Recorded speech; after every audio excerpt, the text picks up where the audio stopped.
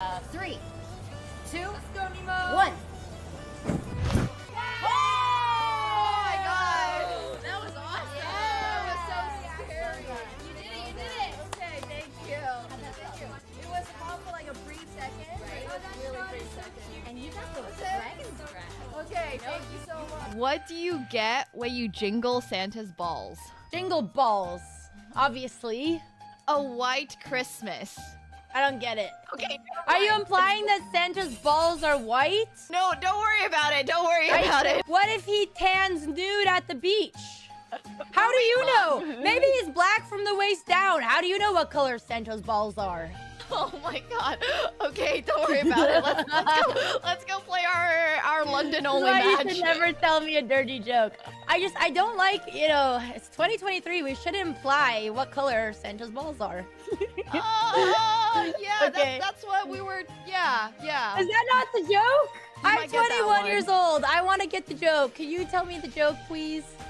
What's a chess player's favorite TV show? What? Pawn Stars. I didn't write these, okay?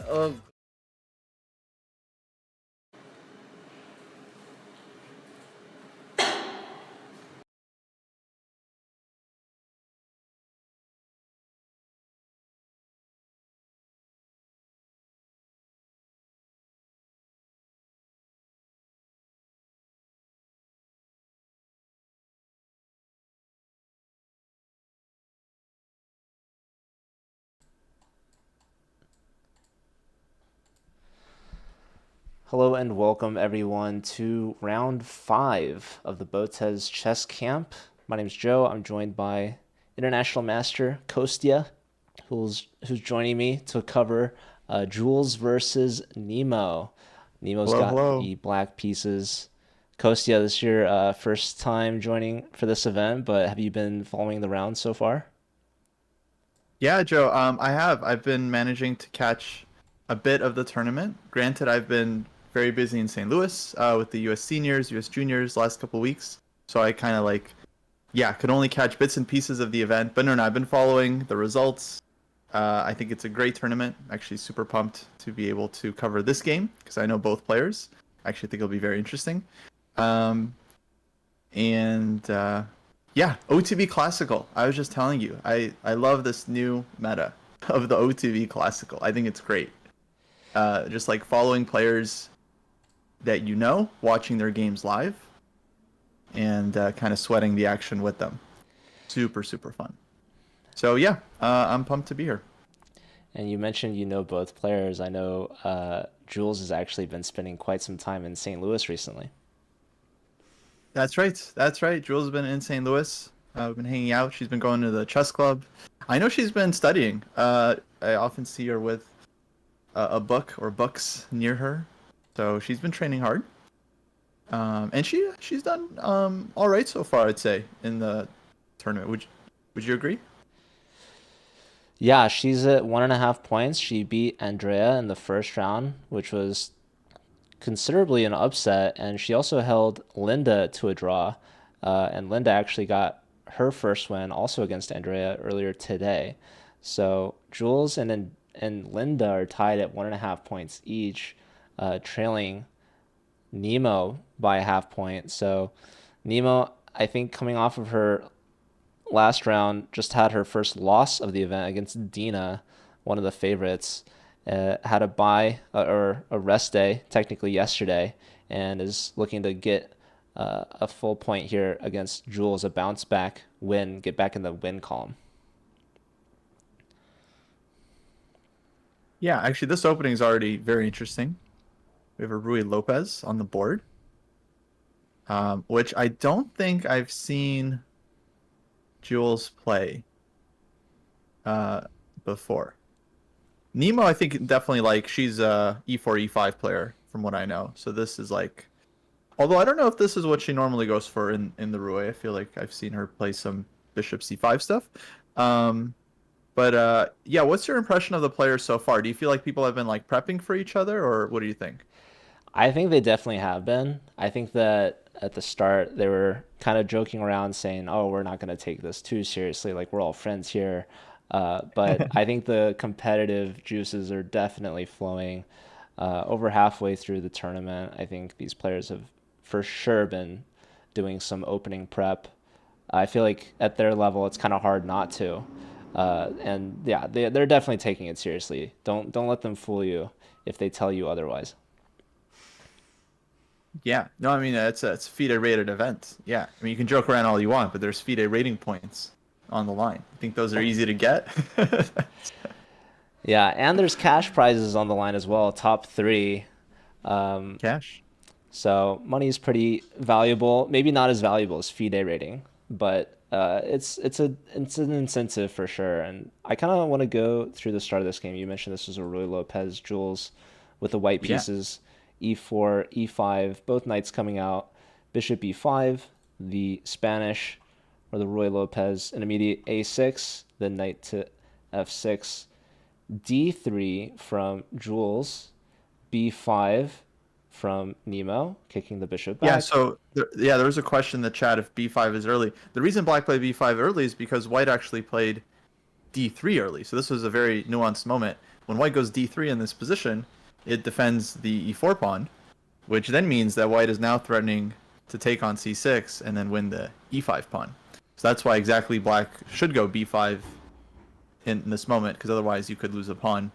And then after bishop b3, then black has actually a choice here. Like you can play bishop c5, bishop e7. Both moves are super normal. But yeah, Nemo went bishop e7, castles, and any more moves, or is that live? Well, this is the live position, but we see Jules reaching for her other knight, going to c3, and usually the pawn goes to c3, so this bishop on b3 can go back to c2 if needed. So I'm curious. Yeah, Nemo plays d6, and I guess, are we preparing for knight a5? Yeah, so knight c3, this is definitely like a modern setup. They started doing this in lots of positions where you play knight c3, and then usually white goes a4 at some point. You try to provoke b4 as like a weakness, and then the knight comes to d5. You kind of play for like a small positional plus.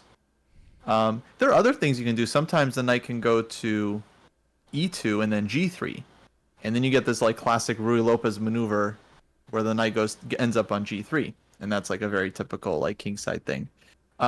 Okay, Jules plays a3. All right, so dealing with knight a5. We didn't even get to knight a5 yet. Jules has already dealt with it. Now knight a5 is kind of irrelevant. White will just drop the bishop back. A3 is yeah, very logical move. I feel like Jules is still in her prep, just based on like how quickly she's. It's not like the most obvious move you would just blitz out if like you didn't know this position. But she goes a3, and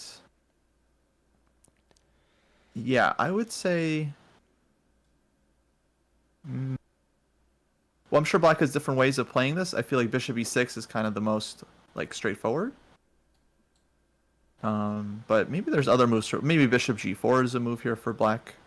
I'm definitely not an expert in these positions, but I've played like e4, e5 a little bit. So. Yeah, I'm not the biggest fan of playing against the Ruy Lopez. Ruy Lopez, one of the most famous openings of all time. Obviously, a really solid setup, but the way Jules is playing this with a3, I still think knight a5 is of some consideration, even though the bishop's going to just dodge that knight and just tuck back on a2. We're at least getting out of the way of the c pawn. So we could push for c5 and then bring the knight back. That might be maybe too many moves, but I do like your bishop g4 idea, pinning the knight and then preparing for potentially knight to d4, hitting the knight with the tempo. Yeah, that was definitely a try. Yeah, I think your c5 idea is quite reasonable. And we see Nemo going h6. Nemo also playing quickly. I imagine she's just had these positions before. And so she kind of knows what she wants to do. h6 is a very normal move. You can just prevent bishop g5. In some cases, knight g5 as well. And then you see what white wants to do.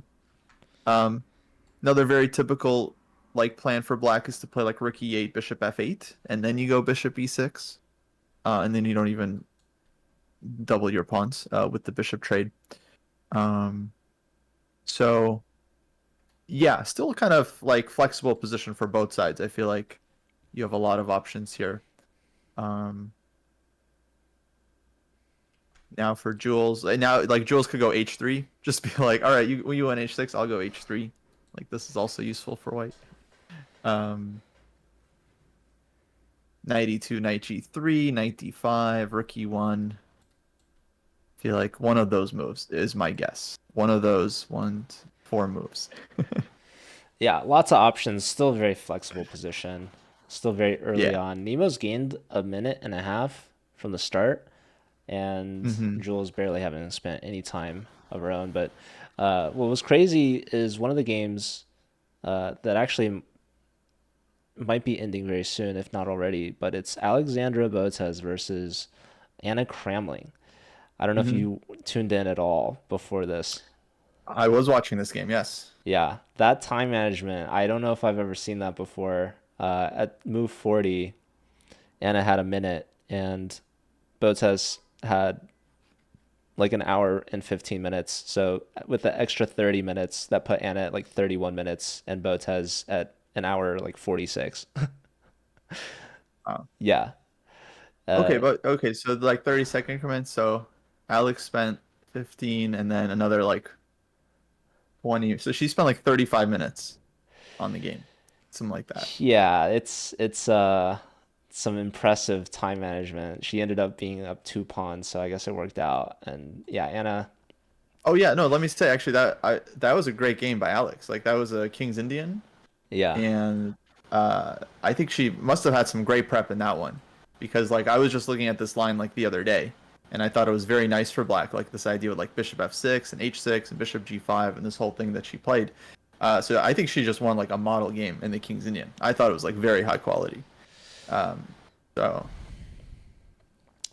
Yes. I mean, I don't. Is it over yet? I actually don't know. It looked like it was It might as well be. gonna be. Okay, she still has to convert the knight endgame with like the 2 pawns. So she's got an hour and 40 minutes on her clock. Probably she can manage. It's looking good. It's looking good. Although I don't know if you saw Nemo's game versus Alexander Botez. Alex had a position that was like over 6.5 points in eval in favor, and Nemo was able to hold her to a draw.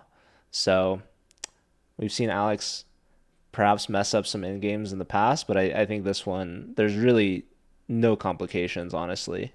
I don't think Anna's going to be able to defend that unless Alex really messes it up. But the thing is, she has 0 time pressure, right? She still has more time than she started with.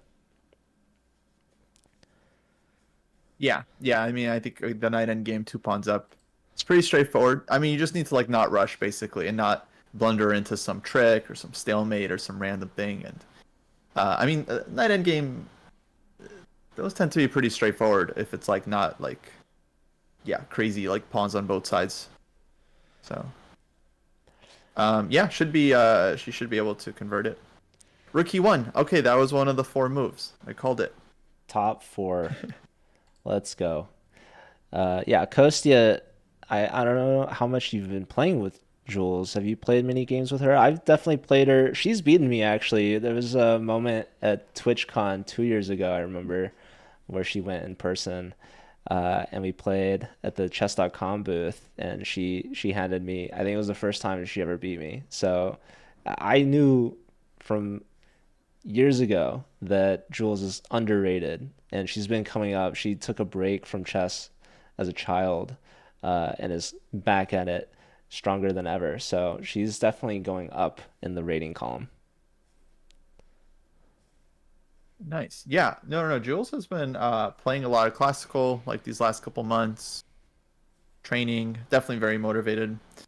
I mean, I think that's like a huge factor when it comes to getting better, is just like how energized you are about studying the game and playing and all that.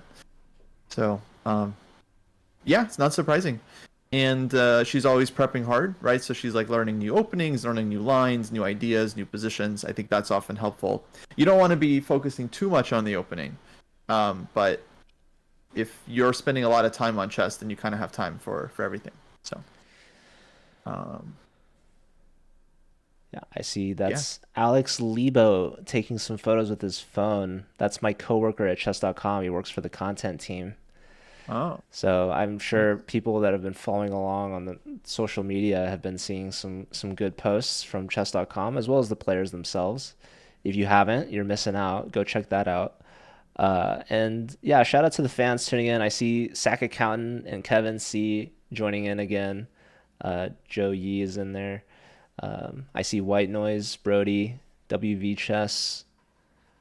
I see Michael Dakota. You got shout out Foos to all the Chess. same people. I also see you guys. Yeah, we're live on Kostia's channel too. So if you want to go give him a follow if you're not already, be sure to do that. The Chess Dojo has some of the best content out there, not only from Kostia, but also from Pruis and Jesse Cry, and others more. They have their fans sometimes take over the channel, right? That's true. Thank you, Joe. Yeah, actually, we have a very, very active community because our main thing is like it's easier to get better at chess if you work with people around your level. So our whole thing is about like training and sparring with each other, and yeah, we often have people taking over our channel, doing commentary or like looking at lower rated players' games, which is awesome. I feel like it's a very supportive group. So yeah, shout out to Dojo. There was a question if the games are all staggered during the day, and I think they are, but I guess you would know better. Today is the most staggered it's ever been. There was a game that was started even earlier than usual. Typically, the rounds have been at 11 a.m. and 3 p.m. 2 games at 11 and 2 games at 3. Today, one game started early, I think like 9:30. And then you had, I think, one game start at the normal time, 11, and then one game started at like noon, or I don't know. Today was crazy. But yeah, Nemo and Jules started at the normal 3 p.m. time, although they were actually a little bit delayed. And I think it's possible the last 2 days, the last rounds will start at 1, but don't quote me on that. Nemo is not going to be affected by that. Her last 2 games are both morning rounds. So if you guys have been tuning in at the same time every day, be sure to be early tomorrow. She's going to play 11 a.m., I believe, against Anna Kramling, who's been playing the morning rounds because her mom is actually commentating all the way in Europe. Right. Yeah, that's nice. I think Pia Kramling is like the best commentator. Well, yeah, I mean that mother-daughter connection, it's hard to beat. And she's Just the words per minute, just the value per minute she provides is, I think, insane. and she goes solo too. Yeah, exactly. Yeah. Amazing. Shout out to Kevin C. Wong, also Mr. Fraz with the Prime 6 months. Appreciate that. Half a year. I want to shout out Kostia's channel, Chess Dojo. I think had a rebrand. You guys dropped the live from the Twitch link, right? It's just Chess Dojo Yes, now. Joe.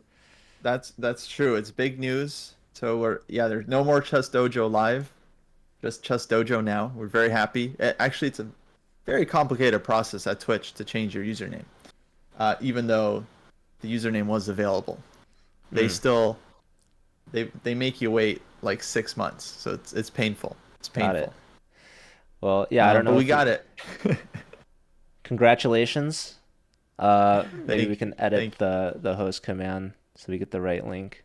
Shout out to Boy Shack and Kevin C. Wong, Grumpy. Appreciate all of our mods here. We got, I don't know if I've been saying this right. It's Messink. My apologies. I gotta learn the VIPs of the Nemo channel. I always read that as Meskin C. I don't know why. I don't know. It's I don't probably know. not correct. I think the first time I read it, in my mind it was like Mesk NYC, because I'm thinking New York City, but I guess not. Anyways, Michael Dakota, they've Yeah. been subbed for 6 months total, I think is what that was. We've got some action. So we saw Bishop G4 from Nemo, which was one of the kind of normal moves for black in the position, just pinning the knight. And Jules goes Bishop E3 in response, which I think is very normal because this kind of deals with black's idea of knight D4. Because black still can go knight D4 right now, but if she does, then white will take it with the bishop. Black goes E takes D4, and then white will have a choice, but maybe plays knight D5, let's say. And I think from what I understand about these positions, white tries to argue that their structure is a little bit better and they maybe have a small plus. Yeah, that looks to be one of the top lines, actually. So I'm curious to see if Nemo goes for There it. you have it. Typically, I feel like I don't want to put the knight on d4 and let the bishop capture, but you could do that and try to get like the bishop pair, which is nice. But after knight d5 in response, your dark square bishop's kind of trapped, and I guess you could trade knights there. Mm-hmm. And then white would have a choice taking with the pawn or with the bishop. If you take with the bishop, it comes with the tempo on the rook in the corner. Yeah, so like for example, let's say black goes like knight d4, white plays bishop takes, ed, knight d5, knight takes, bishop takes, and then black will have to move the rook somewhere. Yeah, And you don't want to go to c8 because of bishop b7, right? yeah, it's like rook b8, and then at the end of all that, white plays a4, and then tries to open up the rook on the a file. But I see we have other moves. So what has happened? It looks like queen d7 was played. Is that right? I can't see it. I guess I'm waiting for the board to update, but that looks to be possible. Oh, I the believe- board's so yeah. I'm just watching the video, and it looks like queen d7, knight d5 are on the board. Okay, queen d7 and knight to b, or sorry, where did the knight go? d5. d5. Yeah. Okay.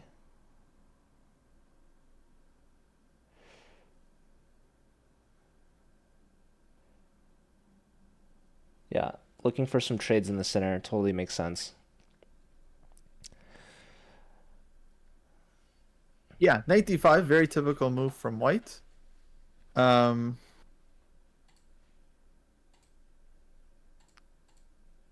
Maybe you want to put it on your. Are you able to make moves on your board?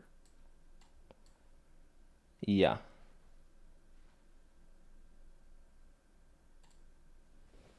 Now. Okay, now they're updating. Oh, I just heard them. Well, that's good. You never know with these DGT boards. You just never know. But looks like we got it. Nice. Okay. So here, I feel like black has some choice because you're not really worried about knight takes bishop. Because you'll just take back. White spent a lot of time trying to take this one. And it's a relatively close position. Black is kind of okay. So you're not like super worried. That said, the main move I would start by thinking about is just like knight takes d5. Like, does it make sense to just trade this knight? White probably takes with the bishop, and then maybe black moves the rook somewhere. Eventually moves the knight from c6. Seems like a very normal game. Maybe white has a small plus. Not much. Yeah, I think so far so good. For Jules especially, with the white pieces, your goal is to just get out of the opening. You stick to something solid, the Roy Lopez. And yeah, Nemo's thinking on what she wants to do here. Still very flexible for both players. I have a question in my chat. Why isn't GM Benjamin Bach playing in this? Well, this is a invite-only Good question. tournament. So there's only 8 players, and they're all women content creators. So yeah, they're specifically invited by the Botezes, and I'm sure they're gonna maybe consider doing more events like this in the future. Maybe the Chess Dojo community will copy this format and do their own 8-player round robin invitational, maybe hosted in St. Louis. Oh, that'd be fun. Maybe Bach could Would you get play in that? If I get invited, I'm sure that I would be totally honored. Um, yeah, actually, I was seeing a couple people debating of like who like else could have potentially been invited to something like this, and I think it'd be really fun format. Like if other streamers wanted to set up something for their own community, obviously not every player has to be, super well known celebrity, whatever. But you could even do it with like viewers, maybe not in person, but like online, and stream it. So yeah, fun format ideas. Maybe it doesn't have to be classical, but it's always great to have chess events that players can participate in and viewers can watch. So huge shout out to the Botezes for setting this up, and I hope Yeah. that it goes well so they can do more events in the future. No, absolutely. Super fun event. I think like OTB Classical is actually great, especially when like the players or like like they're streamers, they have fans, people are rooting for them. I don't know. I think it's very cool to see like your favorite streamers play against each other. And yeah, we try to do some event. I mean, we have like our own like online events. We don't like stream them hardcore, but that's definitely an idea. We did this show back in the day called Ultimate Sensei, which was fun, where we had streamers compete against each other. It wasn't classical, but it was actually more rapid, but they would like train and like actually like do lessons and try to improve and compete against each other. That was very fun. A lot of work to organize. So kudos to the Botezes for putting this on. Yeah, and in such a beautiful venue in Malibu. And there's been so much content made.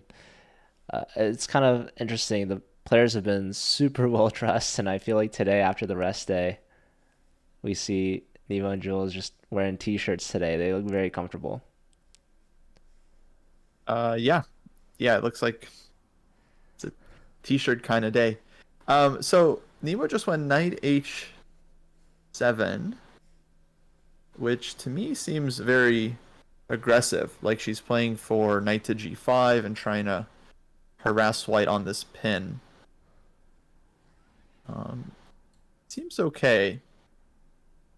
Though maybe white can ask a question with like knight takes e7 here. Queen takes e7, there's bishop d5. And then if knight takes d7, then maybe there's d4, and white tries to open up the center for the two bishops. I'm not sure. So Joe, actually, I'm just watching the game on your screen, so I'm not looking at the engine. So I don't know, but yeah, I feel like it's just more fun just to give my own thoughts, because I don't like watching, like having the engine on if I'm really following a game. If I'm just checking a game for like 2 seconds, like, okay, I'll check the engine. But if I'm like watching a game, like getting into it, I'd rather just watch without myself. Yeah, that totally makes sense. And people can follow along on the events page. There's a link to the Botez event that I could share in the chats. And I do want to say, when you mentioned that white could pose a question to the player, to Nemo in particular, I thought that your question to ask was going to be h3 and ask the bishop where it wants to go, right? Because you said knight h7, the clear idea is going to g5, attacking this pinned knight. So before you allow knight to g5, you can start with an attack. So I think your move idea, taking on e7, makes a lot of sense, because the hierarchy of the moves that you want to look at are checks, captures, and threats. And obviously knight takes e7, not only a check, but also a capture. That is definitely the most forcing move, and that's going to be Double easiest whammy. to calculate you either take back with the queen or with the knight. So that kind of flow makes a lot of sense. But yeah, h3 is obviously a threat attacking the bishop, and Nemo would have to decide where is the future for that bishop. Do you want to go back? Do you want to stay on the pen? Do you want to attack the other knight? Or maybe even a potential sacrifice on h3, although I probably don't want to advocate for that. I think it could be scary if you see that queen getting in and losing 2 pawns in front of your king, but I think Jules would be able to defend herself there and be glad to be up a piece. Yeah, I think h3, most likely black is dropping back to h5. Just given the way Nemo's played this so far, I feel like, maybe objectively the safest move is just bishop back to e6, try to neutralize white's pieces, but she could have put her bishop on e6 earlier, so I don't think that's what she wants from this position. So h3, I would imagine we're going to see bishop h5. And then the question is really for white if you want to go g4 or not. And then if white does go g4, okay, then the sack is much more tempting because it kind of comes with check, with tempo. I would be very skeptical of the sacks because it feels like white has all her pieces in the game, so I'm not sure, but minimum on g4, black drops back bishop to g6, and white has weakened the king side, so it's kind of double-edged. And it feels like that's kind of what Nemo's looking for here. I mean, just based on her play so far, feels like she's definitely playing for activity. Yeah, and it's Jules' turn, so she'll have to try to stop this knight g5 idea at some point. I'm sure knight g5, like worst case, you can give up your bishop for it, and then Nemo could take back, or you could have this knight takes e7 idea that you had, and if queen takes, you're not really threatening knight g5 because again, if bishop takes, yeah, you don't really want to take with the h pawn, right? Because that's gonna kind of just be awkward. Yeah, it might depend. Actually, Abdul in the Dota chat is pointing out actually very, very important idea. If white goes h3, black plays bishop h5, then there might be a knight takes e5 tactic in the position. Yeah, because the bishop on h5 is no longer defended, so that's a very good point. Oh, I see. The eval bar is confirming that one. Oh, nice. So h3 actually was and Jules takes on e7. I'm curious, very curious if the players had this one. I feel like there's no reason not to play h3 there as white. Yeah, h3 was definitely one of the top recommendations. That would have been a nice little trick to get your knight unpinned. So maybe knight h7, maybe letting up a little bit of pressure and allowing Jules an opportunity there. Instead, we see the capture on e7. And now Nemo has a choice, a 50-50 coin flip, perhaps, taking back with the knight or with the queen. I feel like queen takes makes a lot of sense, but you got to really feel that bishop d5 is really annoying. So probably knight takes, preventing that is the top choice. Yeah, I think knight takes here, and then knight can head over to g6. At some point, black can play like king h8 and f5. Knight takes c7, I feel like black is getting a pretty decent position. Yeah. Maybe white can go d4. Not sure. Knight takes, and yeah, d4 is a strong move. Playing in the center makes a lot of sense. Jules just put a jacket on. It's probably pretty chilly in the house. I know Dina was actually saying that the air is way too cold in the house, and I feel like that's kind of a common thing, I think, for Europeans, right? They're not really used to so much AC. Maybe I don't know. I like it cold. Better for sleep. And you can always put layers on, get more comfortable. True. If it's too warm, then at a certain point, it's just nothing you can do. So, anyways. we're all out in California. Kostia probably isn't True. too far out here, so if you can tell, maybe some Chess Dojo fans can tell Kostia is not at his usual setup. Indeed. So yeah, weather out in California is typically pretty nice, but it can get hot in the summer for sure. Yeah, it's warm today. I'm in the valley, and the sun is a sunnin'. It's out. It's out. It's out for sure. So Nemo's thinking here, which is interesting to me, because 97 looks very logical, but is there... Okay, and 97 played. Okay.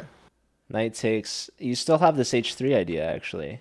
There, I guess bishop to e6 is only move. Yeah, but here h3 is like... Here h3, knight takes e5, I think is a lot easier to spot. So I feel like on the last move, there was like actually a reasonable chance of it working. Because it's kind of unexpected as a trick. Yeah, you want to play as tricky as possible. I don't think Nemo would have fallen for it, but yeah, Jules might not even play h3 now. You mentioned earlier there's always this a4 idea. You mentioned d4. The computer also likes c3 as an option, which makes a lot of sense. So it's calling for a lot of pawn moves. I think that it likes where the pieces are. And the only thing that white hasn't done to complete development is develop the queen. You don't really want to move the queen right now. If you go to d2, you're allowing black to capture that knight, damage the pawn structure, and you don't really want to go to e2 because it's not really helping, I feel like, that much. So h3 is very logical. It immediately just deals with this pin. And then white can continue with their development, lifting the queen. Black, meanwhile, already has their rooks connected. So black also has gotten out of the way of the c pawn, which can be put into the game, either going to c6 or c5, and contribute that way. c5 probably would be a nice move, just preventing white from playing d4. Yeah, h3 I think makes a lot of sense. c3 I don't really get. Feel like, yeah, maybe d4 would be the move I would be leaning towards as white as my first thought. But maybe d4, if you don't like that black can go e takes d4, maybe that would be a reason to play c3. Yeah, Try to take back with the pawn. You keep that pawn duo in the center, which is nice. And I'm curious to see how Jules does with her time management. I haven't been paying too closely attention in her games so far, but I feel like she's been pretty decent, especially if you compare it to other players like Anna Kramling, who seemingly seems to be low on time every time you look at the board. Yeah, terminal. Every game. Maybe not every game, but a lot of games. Yeah. Yeah, and then there's other players, I guess, like Alexander Botez, who doesn't use any time. She's a more intuitive player. Yeah, but that works against her because then she's kind of prone to blundering sometimes because she'll make a quick move and miss something. Me and David Pruis, we were covering her and Andrea's games in this tournament. They were playing a couple weeks ago. And yeah, she was like playing great, and then like just like one like quick move, just like the whole position. It was just a big blunder. Yeah. Yeah. Yeah, that definitely happens sometimes if you play too quickly. But luckily, these classical time controls, you got plenty of time to think, especially early on here. Nemo's gotten up from the board. She's been dealing with a cough for sure, so she's been typically going to the restroom. And you see she's actually got an inhaler right there. So, yeah, it's tough. If you've played a tournament where you're not feeling 100% well, it can definitely take a toll. And especially fun fact about Nemo's tournament so far, this is round 5. The previous 4 rounds, Nemo's had the longest game. She's always been the last player competing.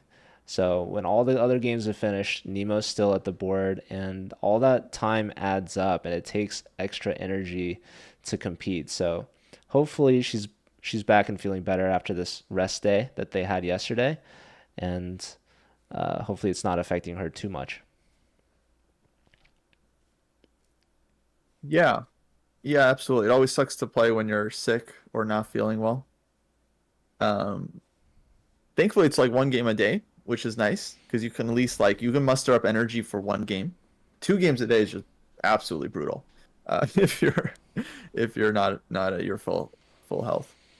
But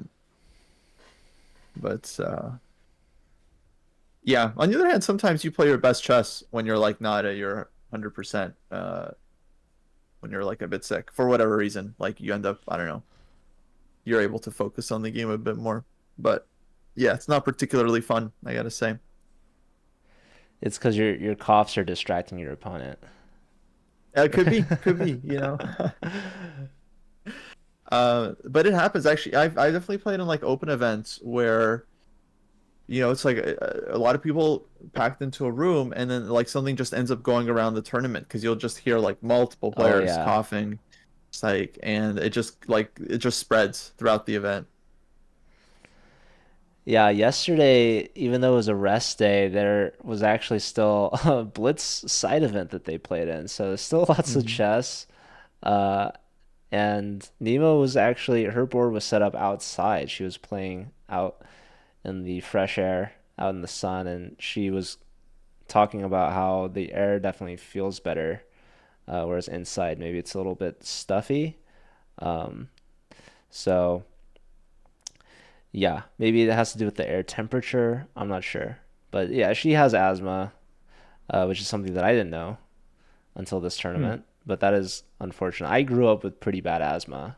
I definitely went through a bunch of inhalers and luckily kind of grew out of it. And I think asthma affects everyone differently. For me, it was definitely exercise induced. So it was really a struggle for me to exercise. I think Nemo said that exercise actually helps her asthma. So it could also be a seasonal thing. Oh, wow. Yeah, I didn't know that.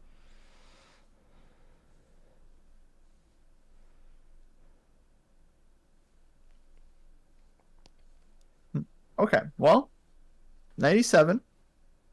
Again, white has a lot of moves. I don't really see a reason not to go h3. Even if on bishop h5 you don't see knight takes e5 yet, it still feels kind of useful to insert this. Now you do have to, I mean, you would be a little bit afraid of the sack, but I think ultimately, here's one way to deal with the sack. Maybe this could be instructive. Let's say white went h3 and black took on h3, as you might in a bullet game. And then goes queen takes h3. Then I feel like a nice reaction from white would be knight h2. And the idea here is that you're trying to bring your queen in, exactly, and challenge black's queen on h3. And eval bar supports this. Ooh, okay. I was nervous for a sec. Again, I'm just trying to. Normally, Joe, I would just raw dog the game, just no engine, no eval bar. That would be my deal. Here, I at least have the eval bar I'm watching on your screen, but still. Yeah. No, I think it's fun. You should have some more confidence in yourself, Coast. Your engine is typically just as good as the eval that we see here. But yeah, we have it on for the broadcast for the viewers. I know not everyone likes to see it on. I think this is just kind of what we've been doing and sticking to. I feel like it's kind of the default of what most broadcasts do. But I do agree that it's nice to look without it and be able to assess on your own. So yeah. No, I mean, I think when there's hundreds and thousands of people watching, and a lot of people actually they have relatives tune in and who don't know anything about chess. They just want to see how their their player is doing. And then the eval bar, I think, is very helpful just to give them a sense of like where things are at. So I think it's totally I'm totally in favor. But yeah, when we're watching our boy Jesse play in the US senior over at the dojo, then it's like it's so much more fun to follow without it, because it's like we're kind of getting into what it's like for the players more, and Oh yeah. what they might be thinking. Yeah.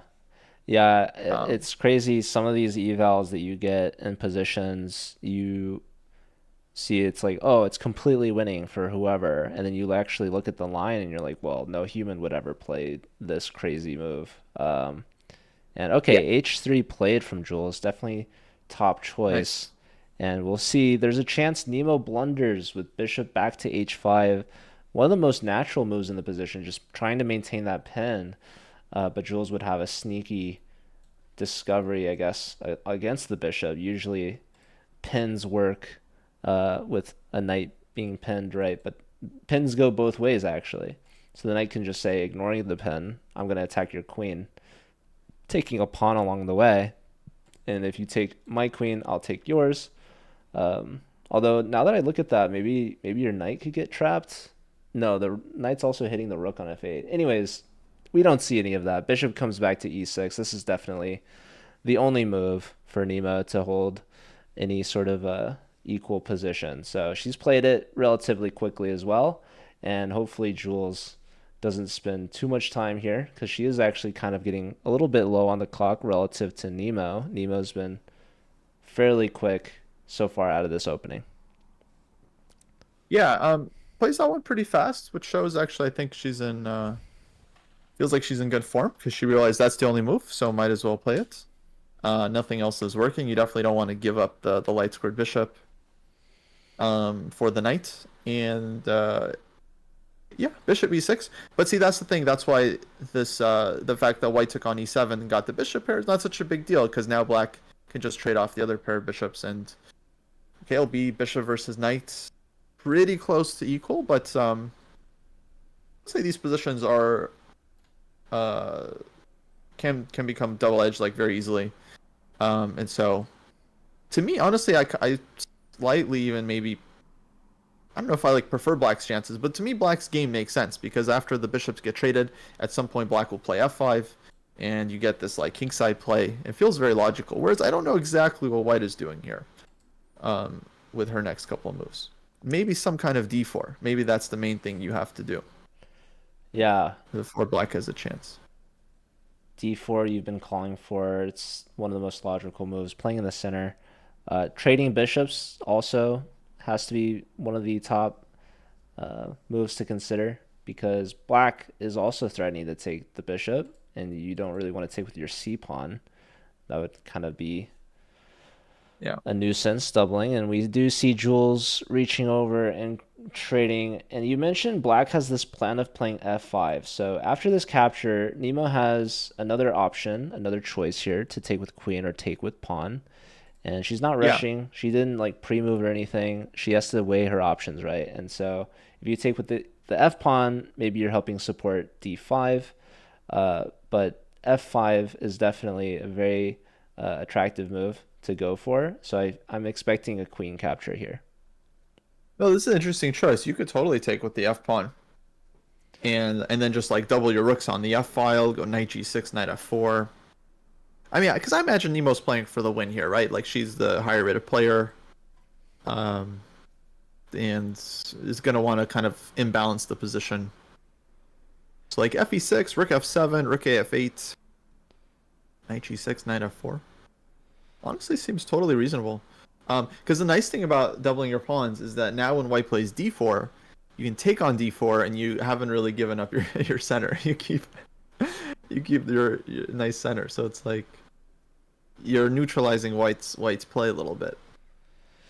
Yeah, either way is a totally solid way to play. Typically in these sort of positions, I take with the pawn to open up the rooks, and that's exactly what Nemo's done actually. So she's not going for this f5 idea. She's putting more pawns in the center. She's opening up for her rook.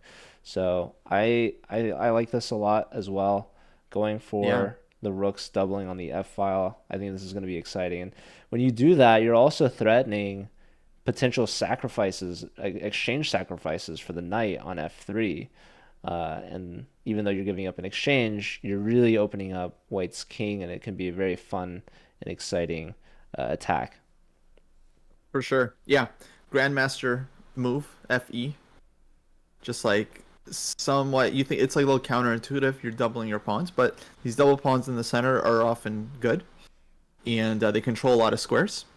I don't know if we've done the classic highlight of like d5, d4, f5, f4, but now black has all these squares under their control, which is nice. And yeah, the exchange stack totally is a thing. Like, let's say white just makes natural move queen d2, and just for example, let's see if black takes on f3. I'm curious what Eval Bar would think of this. I feel like it's kind of interesting for black, but we'll see. So queen d2, rook f3, gf, and then let's say knight g6 from there. Yeah, it's rating it's maybe rook equal. f8. Equal. Okay, down the exchange and equal with a weak engine. That means black is like winning here. That means black is basically winning, or at least has tremendous compensation. Exactly. So that's definitely fun. Like, people would rather, and look, like knight to g6, you're threatening knight h4, one move away from the whole trifecta, the royal fork, which is beautiful, right? These f pawns that are doubled are super easy pickings over there. So that could definitely be a very fun way to play. So I'm excited to see how this one turns out, because Nemo has created a path for her pieces into the king position. Another thing that you mentioned after f takes e6 is that one of the top choices from white was otherwise d4. Now it's not so inviting because, well, black has two e-pawns now. You might get rid of the first one, but the second one's going to come in and take that place on e5 again. So computer is not calling for d4 as one of the top moves anymore. It's saying that something maybe on the c file, like c4 or rook c1, should be suggested, or it's also saying b4. But these moves are not very exciting, right? It's all just playing over on the queen side. Rook c1, no way. Yeah, very interesting. So yeah, another line is like if d4, and then let's say black takes on d4, and then queen takes d4. Then maybe again black could go rook takes f3, followed by e5.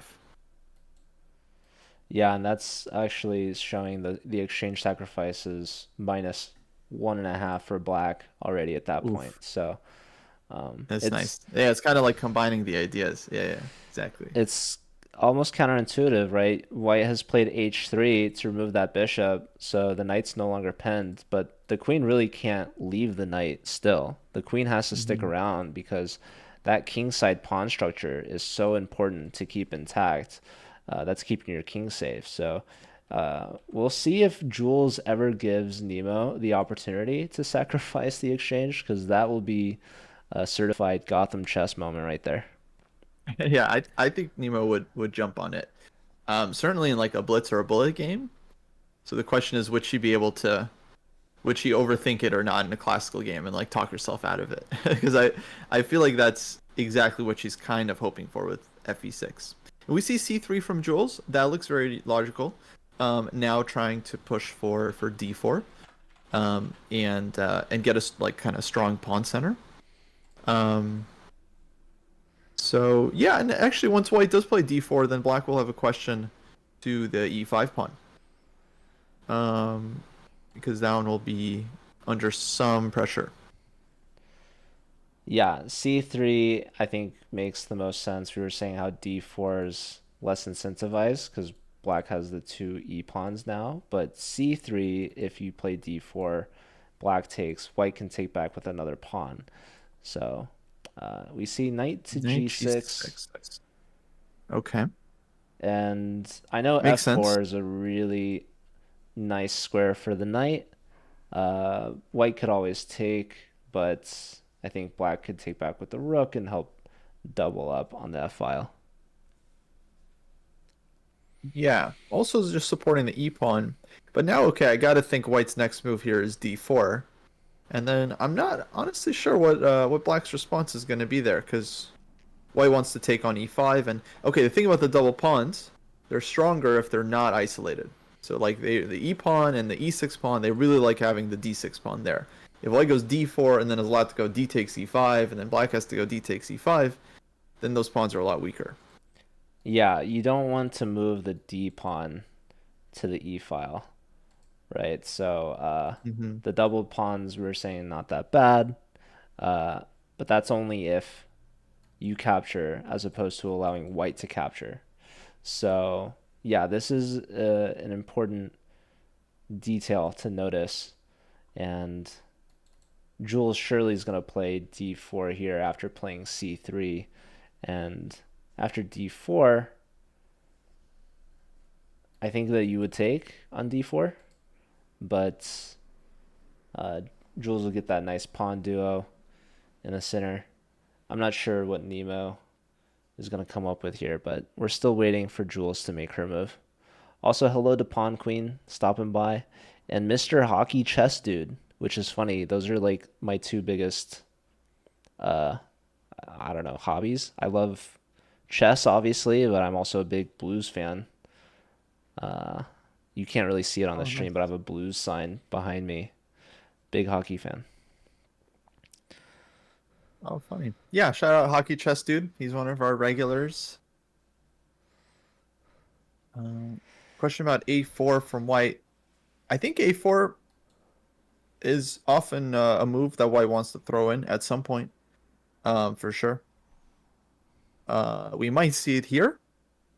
Personally, I feel D4 is kind of more to the point, because I am afraid of what's coming for Black on the king side, like Rook F7, Rook AF8. That I think is going to be happening soon. So yeah, Jules goes D4. D4 on the board, top move. This is the one that she was prepping for, that we were waiting for. And Jules gets up and she heads out. She's waiting for Nemo now to make her response. Nemo's up By the way, about 15 minutes. Joe, I'm curious, what are the players drinking? Did you see what Jules is drinking? She's got like it's like either a yellow Red Bull, or it's like one of those yerba mate teas.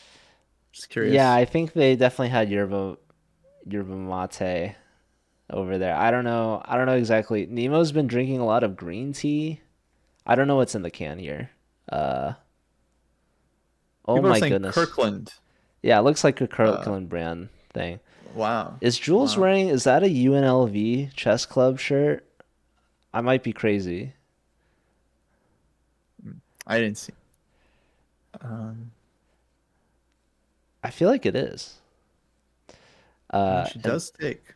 I know a lot of different college chess club leaders because at chess.com I run the Collegiate Chess League, and Jules was actually part of our college ambassador program back when she was a student at Claremont, and we've done a lot of college chess events in LA, and also I know there's a lot of chess happening over in Vegas, where I've had the pleasure of seeing Kostia many times, and the school in Las Vegas, University of Nevada, Las Vegas, has their chess club run by someone named Kevin, who also runs the UNLV Chess Twitch account, and that is, I think, one of their shirts of their merch, because I think he gave one to me as well. So I could be crazy, and it's a completely different shirt, but I'm pretty sure that's what she's wearing. Just a fun fact. Yeah. Okay, so something's happened, because I don't know if I like this position for Black anymore. Because it just looks like White has this nice center. And yeah, I don't really get what Black has for it, to be honest. Yeah, solid for White for sure. Extra space. One of the top moves, instead of taking on d4, The computer was actually saying that's fine, let them take on e5, but put the knight back on f6 and target the newly weakened e4 pawn. But that definitely takes some guts to allow the capture on e5 because we're mentioning how we don't want our e-pawns doubled, right? So I guess you'd have to allow the capture on e5, but simply not take back and just play knight takes on e4. But yeah, that's a risky play. Oh, Yeah, we're getting for a sure. raid from Anna Cramling. Shout out to Anna. Shout out to Pia. Thank you so much. We're watching Nemo's game. Nemo's playing against Jules. Nemo's got the black pieces. This is round 5. Jules is actually trailing Nemo by half a point, so a win here for Jules could help leapfrog her in the standings. But Nemo's definitely the favorite and is looking to get a win here and bounce back after the rest day. And before that, Nemo got her first loss of the tournament against Dina Belinkaya. So Nemo's definitely looking to get the full point and get back in the win column. Yeah, hello everyone. Sorry for Anna's loss. Seems like a tough game. Nemo, I think, might be in for a tough game herself here. Because we were just saying how White's position kind of looks nice at the moment. The nice center. But, okay, it's up to Jules, though, to figure out how to play this one. Certainly not obvious. And there's a lot of exchange stacks in the position. As if White allows something like... Okay, Rook F7 actually might be a very tricky move by Nemo, because she might be, like, provoking Jules to play, like, Queen D2. Like, okay, like, I played Rook F7, don't worry about Rook F3. And then on Queen D2, then she might take on F3. Just try to get the sack on the board. Because even if objectively, if the sack isn't great, it still, like, makes life very difficult for White. It's too tempting. Yeah. But yeah, we have a question on how the knight gets h7. And with the raid, I think it's worth starting over from the start so that everyone can get up to date on how the position came about. So Jules with the white pieces goes for a Spanish with e4. Nemo plays e5. The knights come out. Bishop to b5. That's the Roy Lopez. a6, questioning the bishop.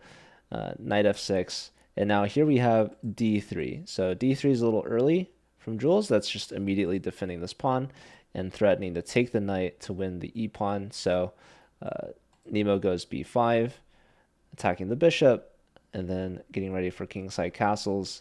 Knight to c3. We have d6, a3 from Jules, creating space for the bishop. h6, and rook to e1, bishop g4, pinning the knight. Bishop comes out to e3, and now queen d7. Knight to d5.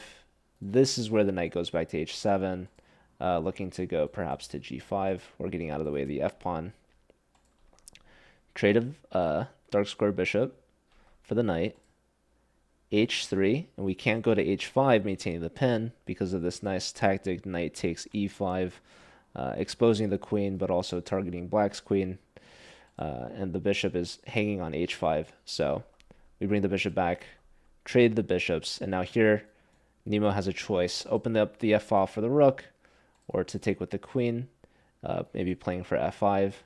Here opts for pawn takes. And now Jules has this really nice plan, playing in the center. And this is how we got to the current position. Rook f7, looking to double rooks. Meanwhile, White has a nice control of the center with the pawn duo. So Jules is a little bit down on time. She just got under an hour.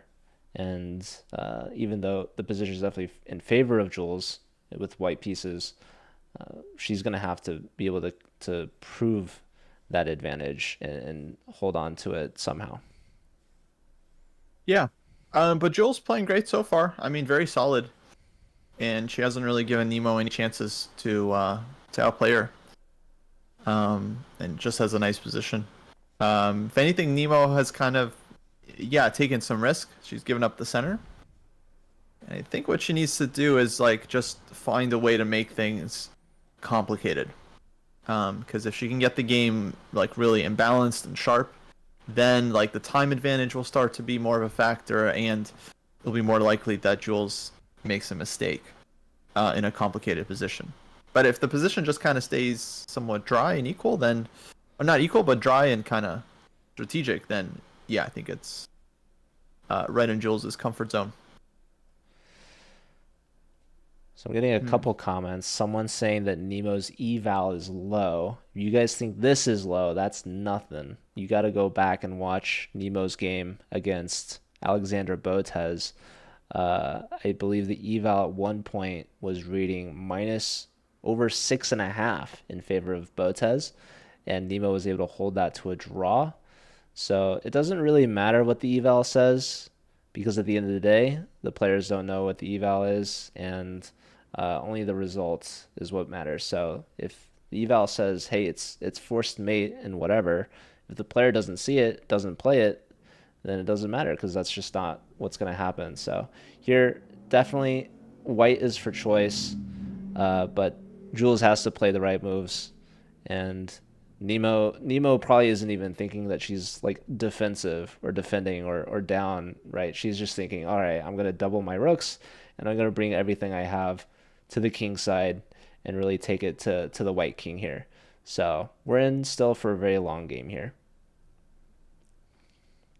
Yeah, that's exactly right. The eval bar, it's showing what the eval would be if both sides play like the chess.com low depth engine for like 12 moves. That's what the eval is of that resulting position. Which is, yeah, just one scenario out of like infinitely many that we could get. But it's like what the computer thinks is optimal. But yeah, it really doesn't speak to the difficulty of the position.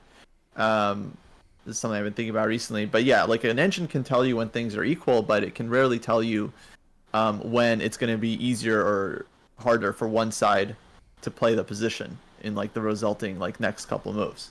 Whereas a human can look at something and tell you like right away, like, oh, this position's easier for white, easier for black. Like if you're attacking, your opponent has to defend, like find only moves. It's usually going to be much harder for them. Or sometimes you have an endgame where one side can make any move, the other side has to make only moves to survive. Yeah, it's always going to be harder for that one side. And so, yeah, as human, you like kind of develop these instincts for which positions are easier or harder to handle. That the engine, yeah, rarely kind of gives insight on. At least not yet. You know, we'll get there where the engine will just like, you know, well, someone will create an engine that'll just be able to evaluate things like a human. The human eval. Exactly. Yeah, I'm sure it'll happen at some point. We have a result from Thomas Chi in the chat saying Dina resigned. So that's actually a huge result. We see actually in the background, Jennifer Yu and Dina getting up from their board. Those were the two players tied for first. So I guess that puts Jennifer Yu at 4.5 out of 5. Her only draw at the hands of Nemo back in round 1. That was a really big result from Nemo, drawing with the black pieces.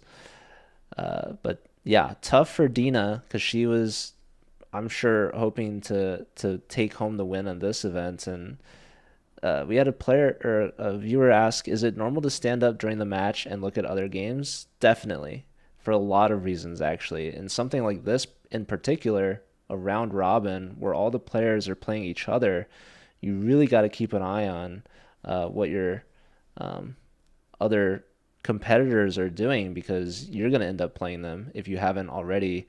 And also it's important for the standings, right? So these players are competing for cash prizes. The top 3 will take home some cash.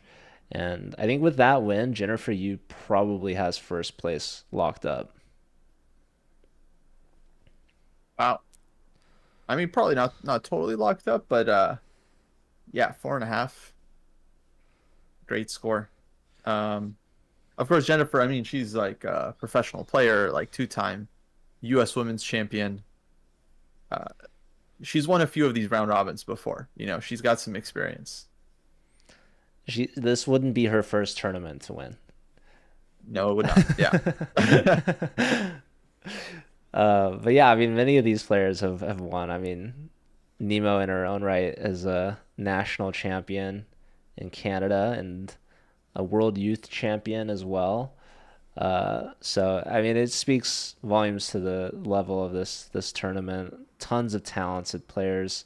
Jennifer clearly the favorite, and yeah, Nemo started off strong in round one, holding a draw down a pawn in a rook and pawn endgame against Jennifer Yu, and that was really hopeful time. And unfortunately, Nemo had some slips in the way. But okay, here we go. Action on the board. Queen C2. Oh, are we gonna see the exchange sack? Dude, Nemo's like dying to play it. Did you my see her? goodness. She was like, She's perked up. It's happening. It's happening. Uh-oh. And Jules is completely unsuspecting. Yeah. Yeah, so this that's an unfortunate move by Jules. She must have just not realized this idea is very annoying. But this is a lesson she might be about to learn. Are we gonna see the Gotham chess move, sacking the rook from Nemo? I want to see it too, honestly. I think that's gonna make for some firework. Now, to be fair, this isn't like forced or anything. Nemo does not have to sack the rook. She could double her rooks, right? Which is very natural. And at that point, Jules probably will bring the knight back and not let that happen. Yeah. So that's why it's important, just sack the first rook right away and then bring the other rook over, right? Don't let that knight leave the scope of the rook while the iron is hot, right? You want to strike now. Yeah, exactly. If you give white a chance to go knight d2, knight h2, yeah, you're going to miss your opportunity. So, absolutely has to happen now. And it's good that she's thinking about it. There's no reason you have to blitz it out. I think blitzing it out would be a little bit irresponsible. You got an hour on the clock. You're up 20 minutes. Like, you can definitely think about this one for a little bit, even though she probably already knows she's going to play it. But still, there's no reason not to think about it. If it's good, it's good, and you have plenty of time to follow it up. Ooh, she just doubles. No, what is that? No. Yeah. Nemo, what?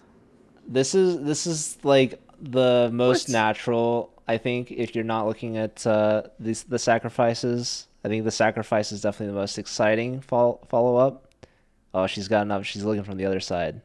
So that was definitely a hasty move. You were mentioning, plenty of time to think it through. And yeah, she lets Jules off the hook.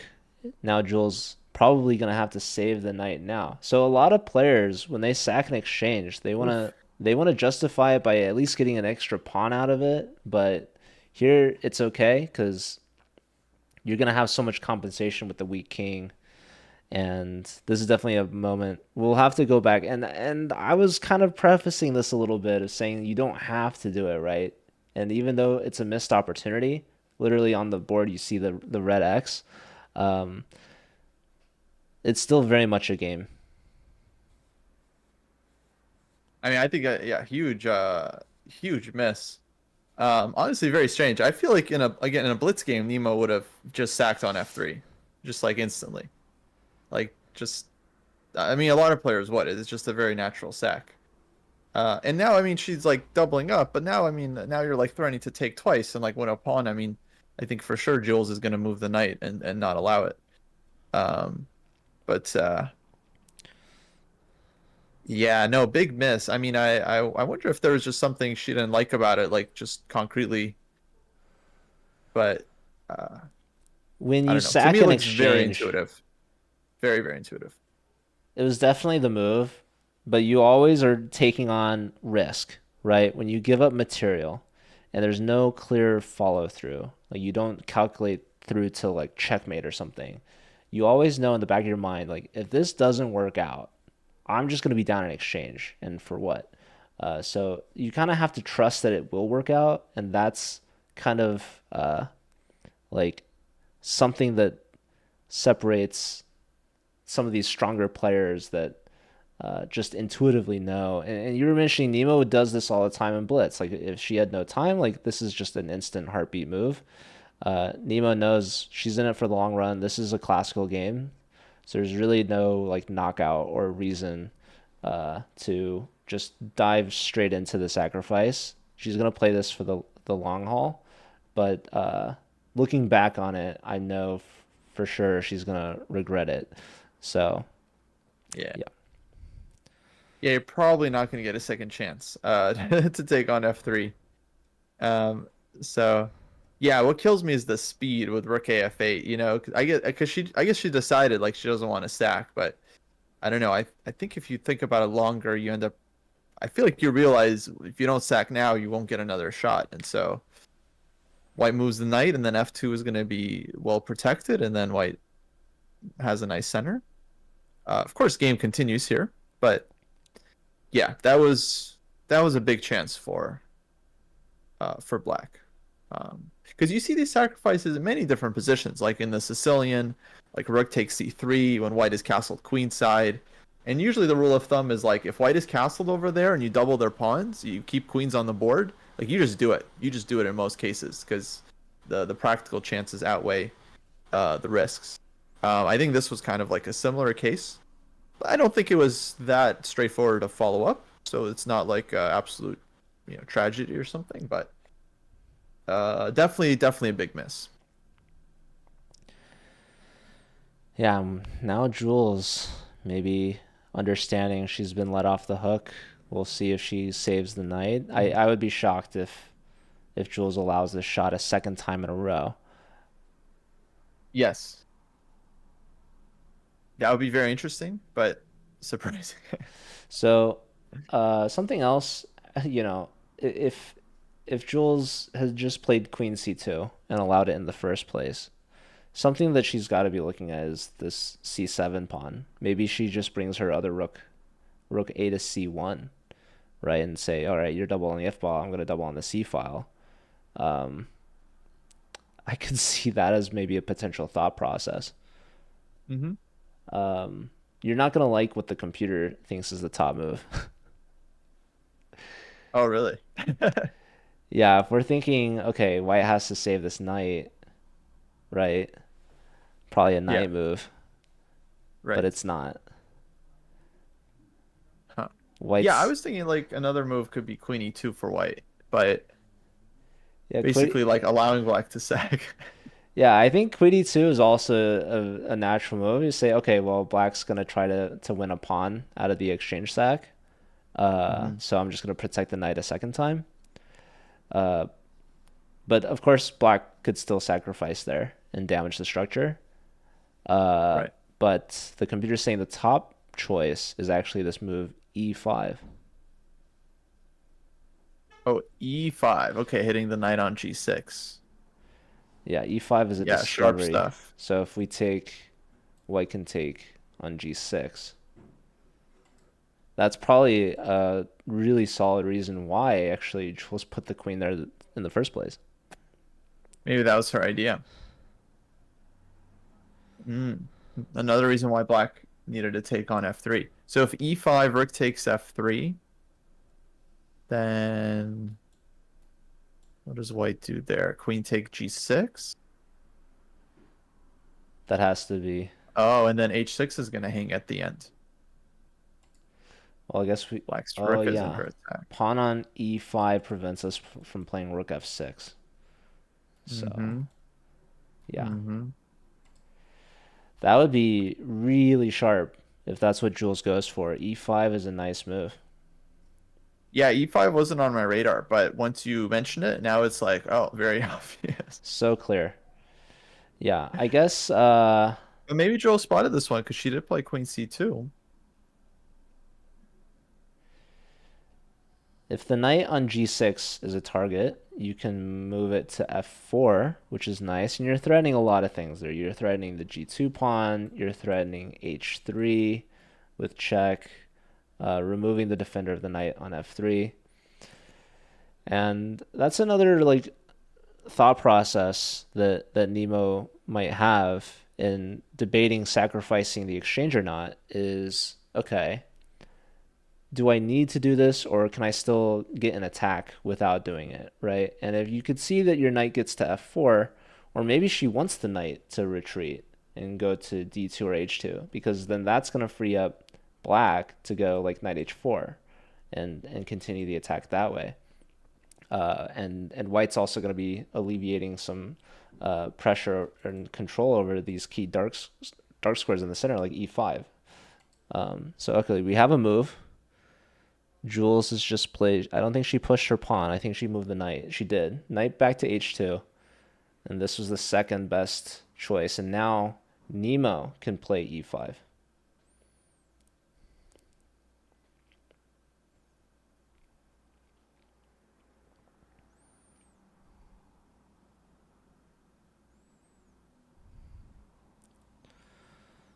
Shout out to Pravid Dues in the chat. Tuning in. Chess Dojo, I'm sure, has fans from all over the world. I've asked this to the viewers during multiple of the rounds so far, but let us know where you're tuning in from. I'm assuming many Americans. This matchup here is Canada versus the US.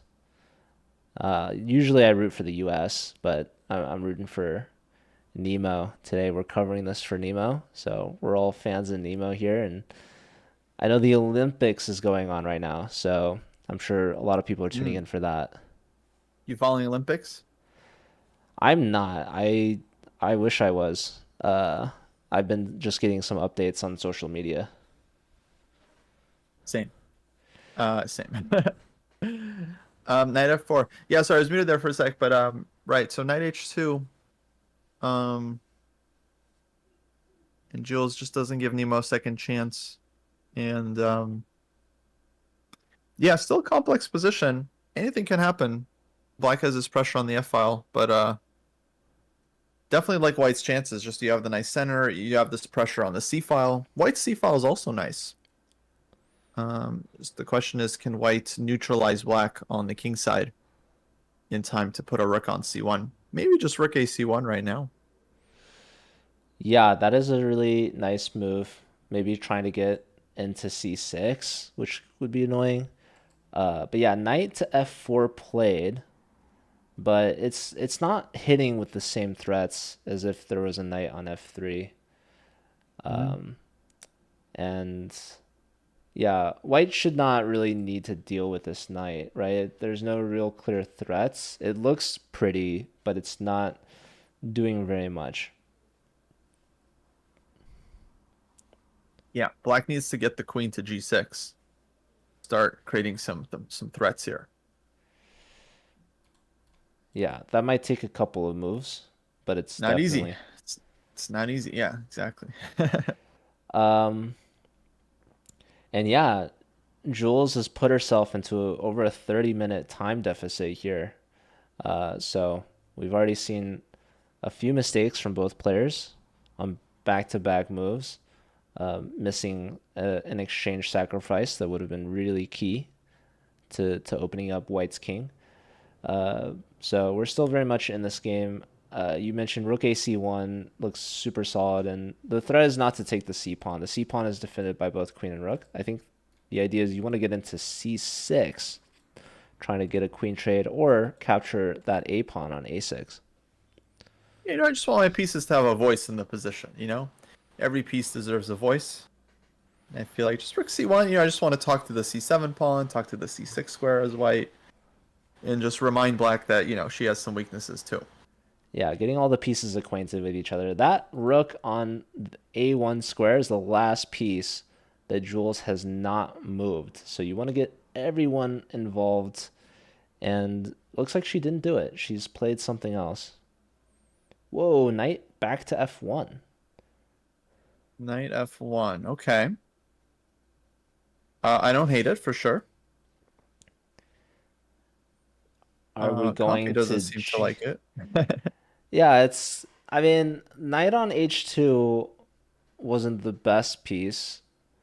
Oh, here's the issue. Knight g5 now. So this knight on h2 actually was kind of important, covering like f3 square. But if knight g5, Black starts having some annoying pressure here. Knight g5, that's... Yeah, Nemo's knight on h7 also maybe looking for chance to get into the game, and Nemo can show the strong move here. But we're getting a raid from Botez live. Shout out to Hammer and Anna Maya, who've been doing a fantastic job on commentary. Would be a very long day for them if they were to cover all 4 games. This was the most staggered of all the rounds so far. I think they had a round starting at 9:30, and this game started like 3:15. So looks like this is the last game left. Everyone's tuning in for this one. Jules versus Nemo, round 5. Nemo's got 2 points. Jules with 1.5. And yeah, welcome in. I'm Joe, joined by Kostya. Hello, everyone. Welcome. Congrats to Alex, who won just like a very nice game, I thought, in the King's Indian. I was watching that one before this one, but yeah, great game. So welcome, everyone. This game is very interesting. I mean, we had some moments earlier, but now like Knight F1 has just been played. Compy doesn't seem to like it. Yeah, we've been feeling Nemo was a little bit on the back foot earlier, but now it's now the initiative might be changing. And Knight G5, yeah, she's quickly played too. I also thought this was kind of the move Black should just make on the king side. Yeah, and now we're looking at sacrifices on h3. If the g pawn moves, knight to f3 can land with the fork, winning an exchange.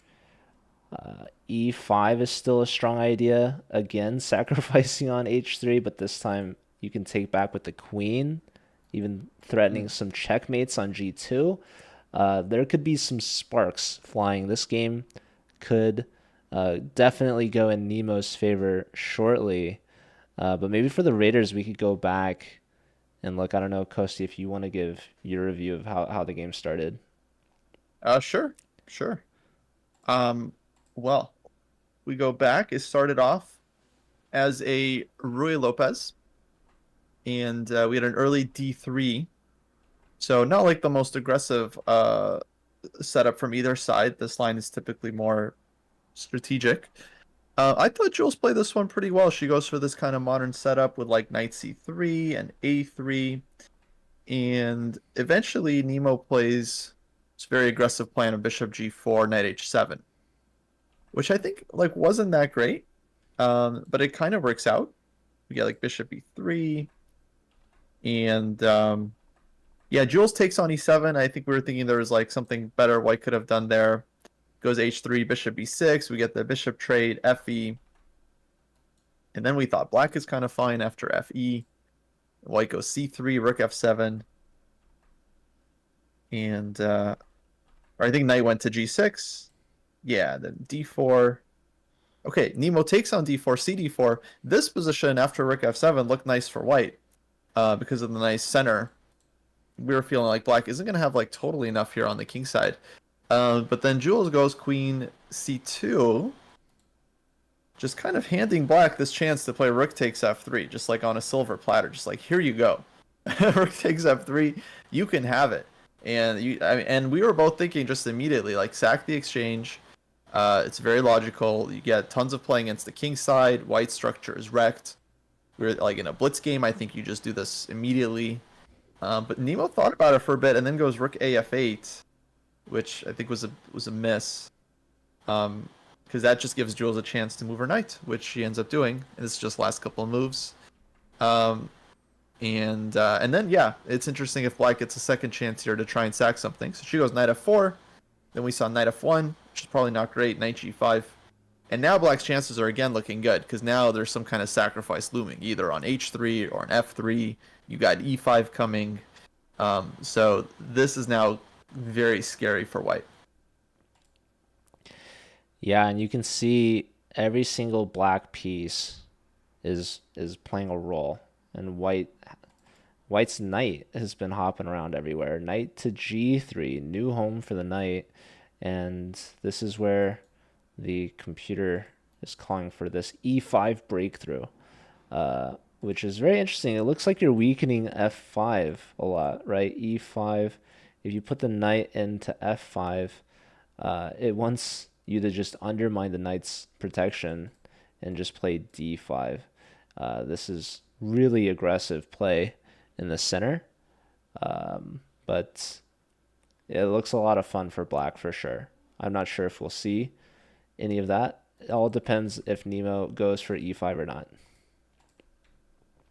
Yeah, no, I mean this is like already insane. E5, knight f5, d5. I mean e5 is very interesting, but on e5, I mean the main move I think to consider first would be d takes e5. So the question is how obvious that is for black. So let's say for example we try e5, de, and then here I would think okay, not so if knight g takes h3, I think that's not so clear because pawn takes, queen takes, white has f3. No, but even that f3, the knight on g3 hangs. Okay, so I think almost everything's winning here for black. You can go takes, you can go knight f3 check, maybe is even stronger. So f3, the knight on g3 hangs. Okay, engine seems to think, I take on f4. Oh, maybe this is not so easy. All right, what else can we do here? A very strong idea. Does Jules stream? Yes, Jules is probably... Is she live right now? She should be, if she's not.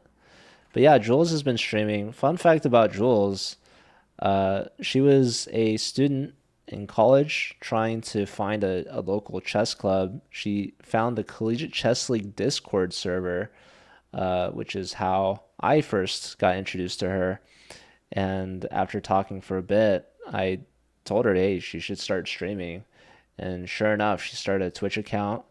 This was like 2 or so years ago, and maybe 3 years ago now. Anyways, yeah, now she's like traveling with the boats as is. She's playing this event. She's a rock star. So this is your doing. You made Jules.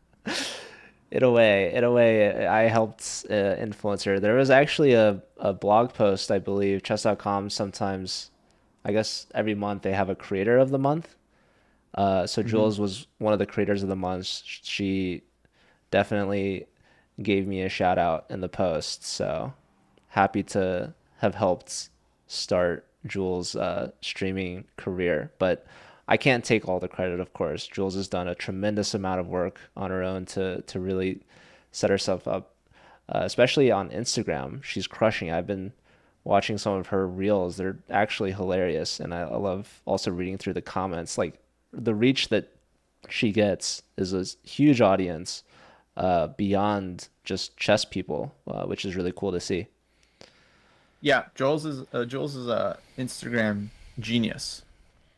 I've seen her design some reels, and yeah, she's a mastermind how she works. She's on it. Okay, I figured this one out. So we're just considering this, guy. This isn't the live position. So we're thinking if e5, d takes e5, knight takes g2 here for black. That must be the move. Yeah, knight takes g2. If king takes, now the queen hops in. This is actually forced mate in 2.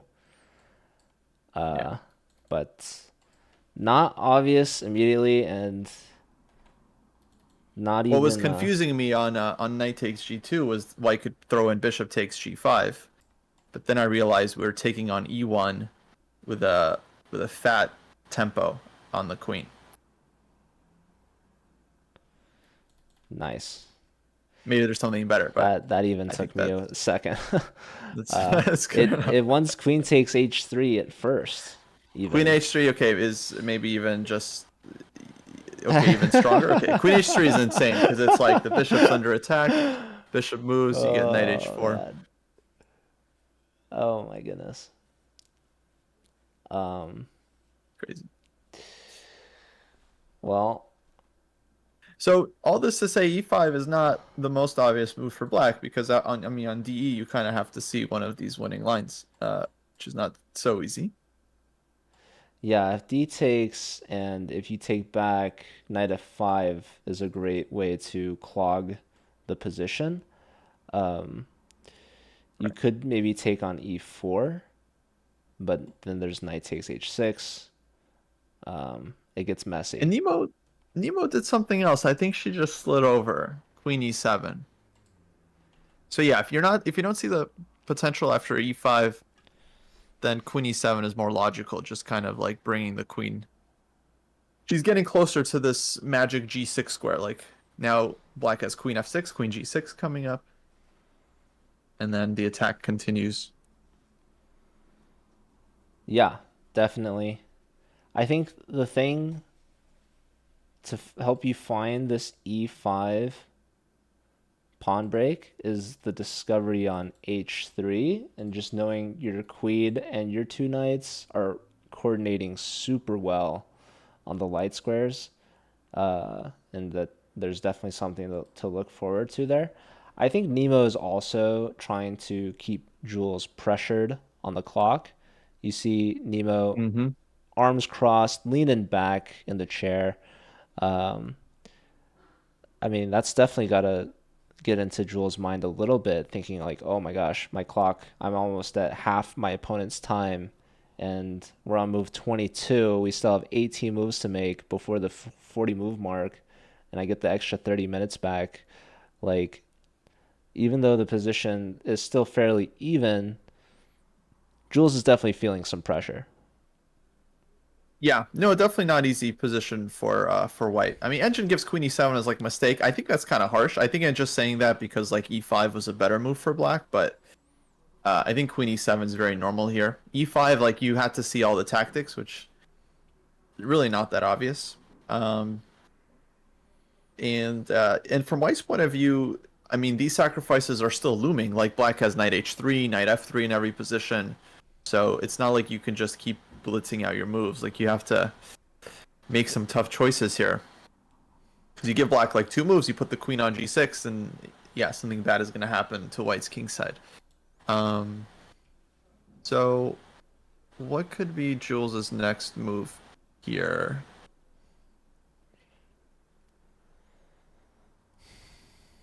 I mean, Maybe A4, maybe like trying to open up the rook. yeah, I'm still thinking she needs to get the other rook into the game, right? Nemo's playing everything on the king side. Jules can't just let Nemo walk all over her on that board. So something that she could do is bring the rook to the c file, put pressure to a4, like you said, trying to get some distraction on the queen side, and say, Nemo, like, there's two sides of the board. You can't just completely put everything on the king side. And then Nemo could double down and say, I totally can do that, and just completely go for checkmate, sacrifice all my knights and get the rooks in, the queen in, and just crush you over there. And there's also the idea, it's saying to play a defensive move, rook f1, try to put some more pieces near your king. I think it's probably a little too passive. Yeah. Maybe a pawn push in the center. I mean, we've been mentioning e5 for black, but maybe e5 for white is a good idea, right? It immediately stops queen f6 for one, and just kind of clogs black's position a little bit. Yeah, I think rook AC1 definitely very logical. Rook F1 doesn't feel like the move you want to play. And E5, I don't know. E5 is kind of interesting. It's also a bit anti-positional because you're putting the pawns on the same color as your bishop. Yeah, we had a comment in chat saying Nemo's got some socks on, and usually maybe that's not something you would expect to see in a Twitch chat, people caring about that sort of thing. But if you've been watching every single round, Nemo has been completely barefoot playing in this tournament. So having socks on is, I guess, something of note.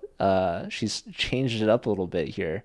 But yeah, it's funny, Kostya. It's a completely FIDE rated event. I don't know if you've ever had the opportunity to play without socks or shoes on, but Nemo took full advantage of it.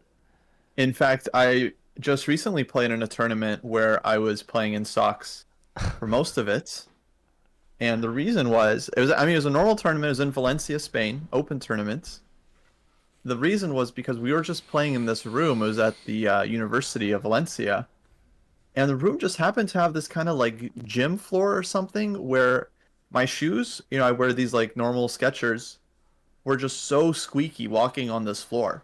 and lots of people had squeaky shoes. I wasn't the only one with like really squeaky shoes, but it was just like comically squeaky. Like I'm wearing like clown shoes or something. Like I can't even sit still without making noise. Like the shoes are so squeaky.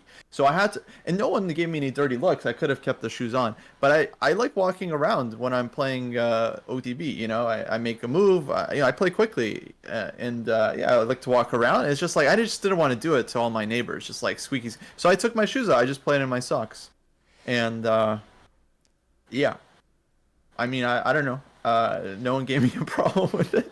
Yeah, I've definitely seen or heard of FIDE giving players a hard time.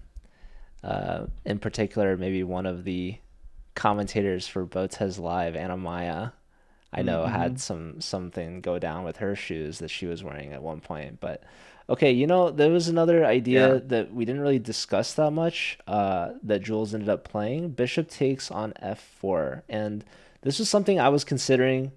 I wasn't the biggest fan of it, giving up the bishop for the knight, but it was a very strong knight on f4, definitely. So Jules takes, and then she plays rook to e2, and helping support the f-pawn, offer some defense here. Yeah, I think this is very logical from Jules. It might not be the most ambitious thing she could have done to give up the bishop, but like, I feel like White's point here is that, okay, I'm overprotecting f2. You still have a weakness on c7 and on a6, and White has the center. Black's pieces look nice, so I feel like Black is totally fine here. Like she has good activity, but a lot of pieces are traded off, and so just like the character of the game, I feel like the way this has been going, like Nemo's like looking for a sacrifice, she's looking for the attack. Now there's not a lot of material on the board, so she might start taking risk, trying to create some chances. So it's still a very double-edged position here, because I think Black is fine, but you can't just start like going crazy on the king side, because you might lose on the queen side.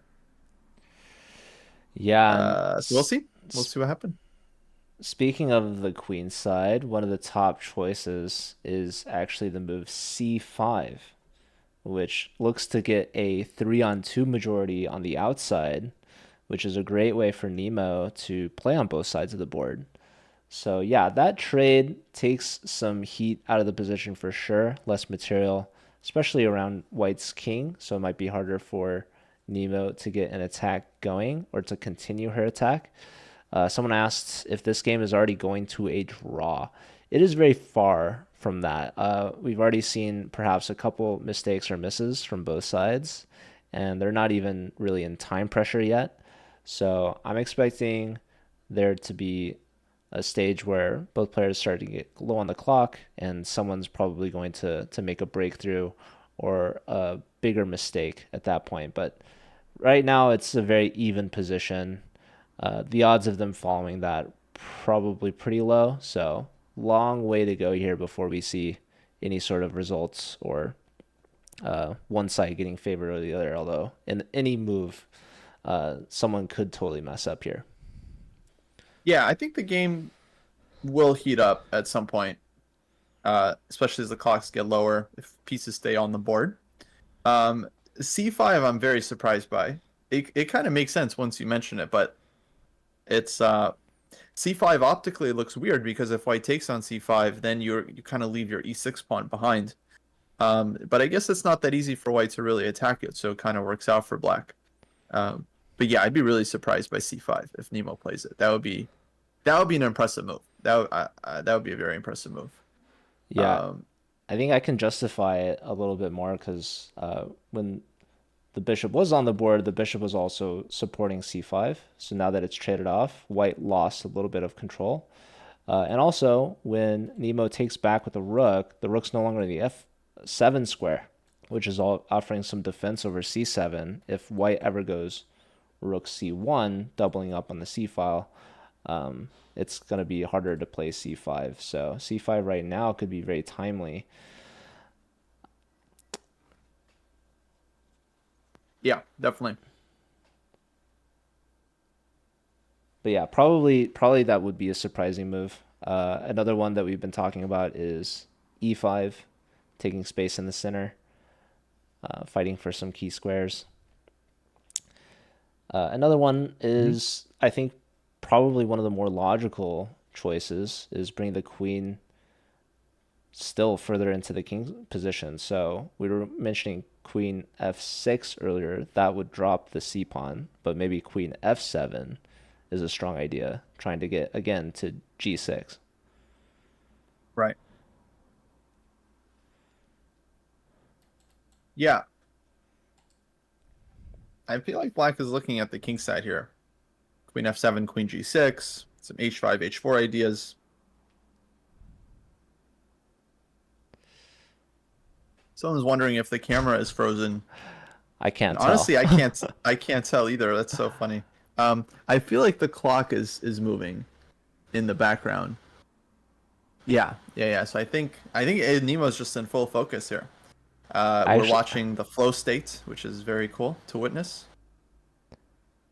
I can't see the clock. I mean, the clock on the chess.com boards, I think she's definitely frozen. I think it's frozen. But yeah, usually we've had some some camera problems on previous streams, but usually the camera has gone completely blackout instead of getting frozen. So this is a new issue that I haven't experienced so far in this tournament. I think she's just getting deep into the position. Yeah, I mean, the clock is ticking. And you're in trouble when your opponent pauses time to think.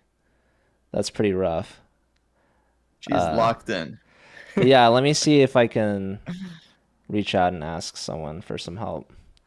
But honestly, it's better than having the cameras go completely black, because it looks, if no one mentioned it, we could all just pretend. But the board should be updated. If a move comes in, we'll see the board update. Yeah, I mean, the chess.com clock is still ticking, so she hasn't moved yet. So for all we know, she's still in the same pose. Just still evaluating her choices. Might not be factually correct, but the spirit of what the camera is showing is there.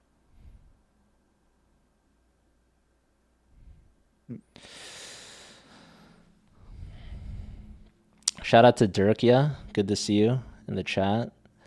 Barbuff asks, how do you enjoy commentating? I actually really enjoy commentating. It's one of my favorite things to do. Wow, she's played c5. Wow. Nemo showing full board awareness. And I'm seeing that Jules' camera is working. Okay, so it's not a problem with the space-time continuum. It's just the tech thing. That's good. That's relieving. Yeah. God. C5 though, very nice move from Nemo. See, she was locked in, folks. She was focused, and she found honestly a pretty nice move, because otherwise maybe white gets queen c6. And yeah, could be under pressure.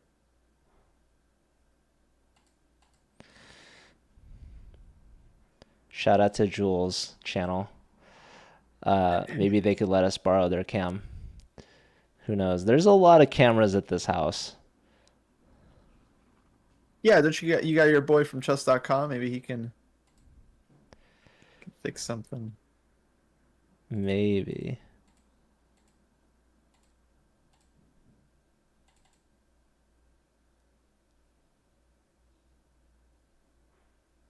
Waiting on a move from Jules. So the time pressure, I think, will be real for Jules here, because now it's like, okay, down to 30 minutes, and still got to make some moves before the time control. Let's see where we're at. We're on move 24. So yeah, 16 more moves here. You got a couple minutes per move, so you can't let all your time run down.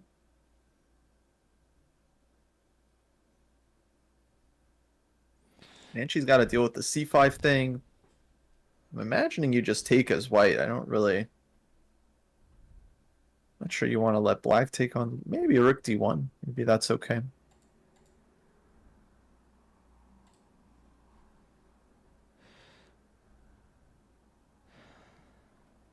I might have to troubleshoot some things to fix the camera, but it seems like we have some alternatives. Sorry, Sesh Beats. I'm trying to fix the frozen camera. So, but Yeah, all good. luckily we have the one and only international master Kostya at the helm with his master level commentary holding down the fort. Yeah, Razum saying call Vila. Definitely a good idea. Also, shout out to Amadeus Burrito. Good to see him. Nice. Yeah, I'm happy to just keep making things up about the position. That's no problem. Oh, I heard a capture, so I'm gonna guess DC was played. Yeah, and I think Nemo is gonna recapture this one pretty quickly. Yep. And then White's next move here. Now White has a lot of options. Rook D1, Rook C1.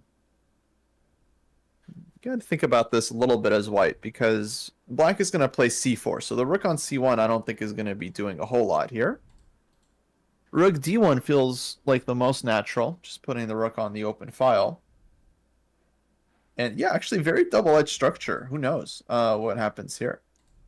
Now White's knight on G3 doesn't feel super hot because of the pawn on E6. Maybe the knight on G5 tries to relocate itself like to E5, D3 one day. So yeah, it's going to be complicated position. Reminds me of like some classic Capablanca games, like Marshall Capablanca, Capablanca Alekhine, Alekhine Marshall, Marshall Rubinstein, Alekhine Rubinstein, Rubinstein Capablanca, Capablanca Rubinstein. You got all these different structures they would play, and you would get some very interesting games. Okay, we have a move Rook D1. Yep. Yeah, I mean Joel's playing very, very solid in this one.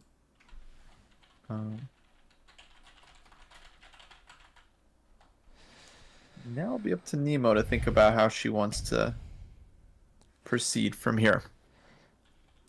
Web of the Fab saying, Joe, you're also master. Let's not disrespect any masters. I'm not there yet. Master streamer. I don't think they've given out that title. Oh, it's not a thing yet. I'm not sure. But I guess we're gonna test my streamer skills because the suggestion I'm getting is to basically turn it off and turn it back on again. That was something that I didn't think of. Yeah, I guess we're gonna try that. Master of Beauty. It's too kind. All right. Well,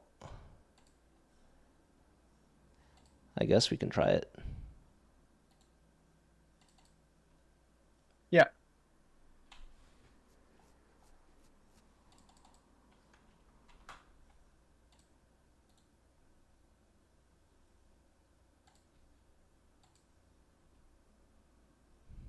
In terms of the game, maybe C4 now from Black, just to get that pawn out there.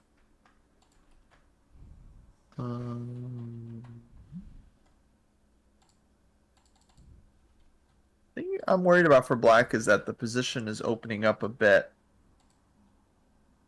and our pieces are all on the king side. But we might need to start playing on the queen side here. Which is not so easy to transfer over. So Nemo's taking some time here. Now it really feels like Black's move isn't obvious, but there's C4, there's Rook C8. Maybe you can think about like Knight F7 to E5. Well, looks like we got something here. Oh. Wow. We have We got the camera back, folks. we got footage. Nice. I saw Nemo reaching for something. She's reaching. She's got to move.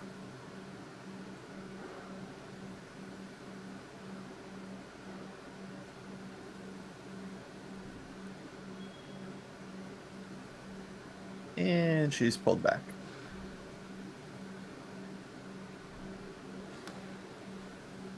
How much, when you play, do you feel like you look at your opponent's body language? How much does that help you? I look at the opponent quite a bit. Not like I try to like stare at them or make eye contact. Some players do. It's kind of annoying. But I do try to read them. I do try to get a sense of where they're at. Because I feel you can tell a lot.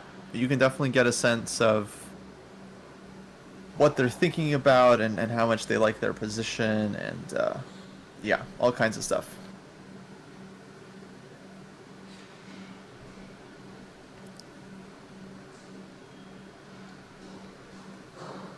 Sorry. Had to mute their audio. Essentially just completely added it again. So there you have it. Interesting. Is there camera loud? You can hear, like, if it's not muted, you can hear into the players. So like at the end of the game, we'll listen in. Oh, cool.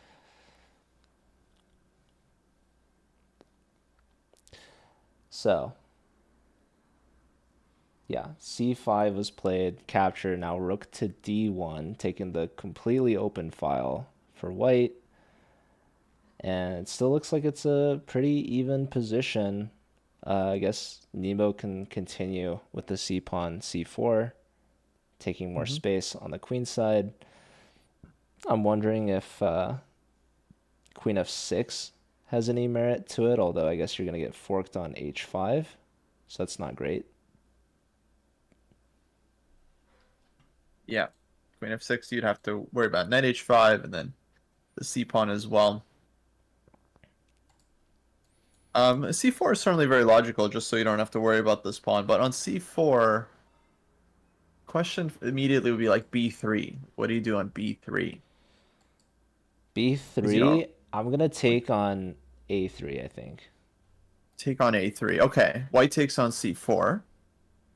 And then I can like push b4 maybe. Yeah. Maybe. That's sharp. Maybe even rook c8 for black. Could be a thing. So that feels okay for black. Like c4, b3, queen a3. Takes rook c8.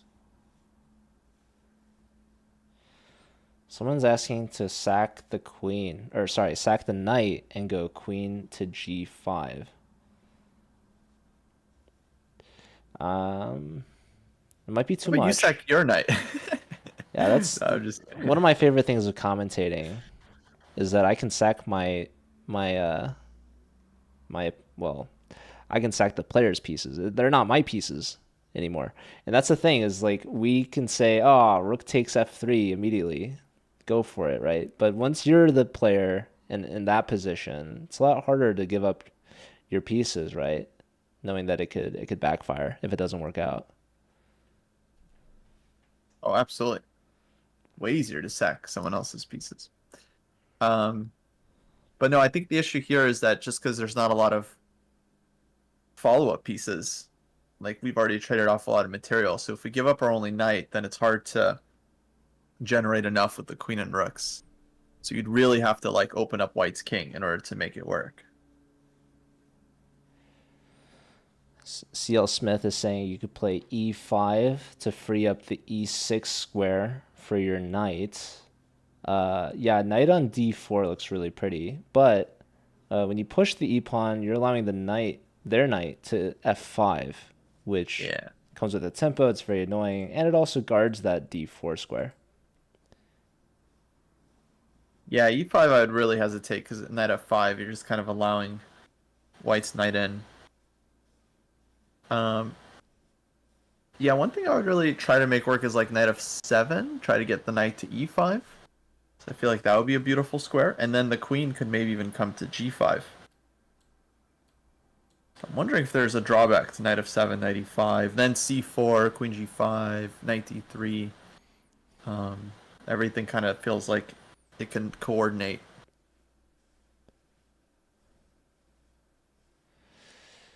Did I hear about the 100K bounty for new GMs? Yeah, I believe is it Jeannie from St. Louis Chess Club Rex Field's wife is offering $100,000 for the next 5 women to make the next 5 American women to make GM. And one of them has already been awarded to Arena Crush, who I think got the GM title back in 2013. So I think the next 4 American women to make GM are going to get $100,000 each, which is not too bad.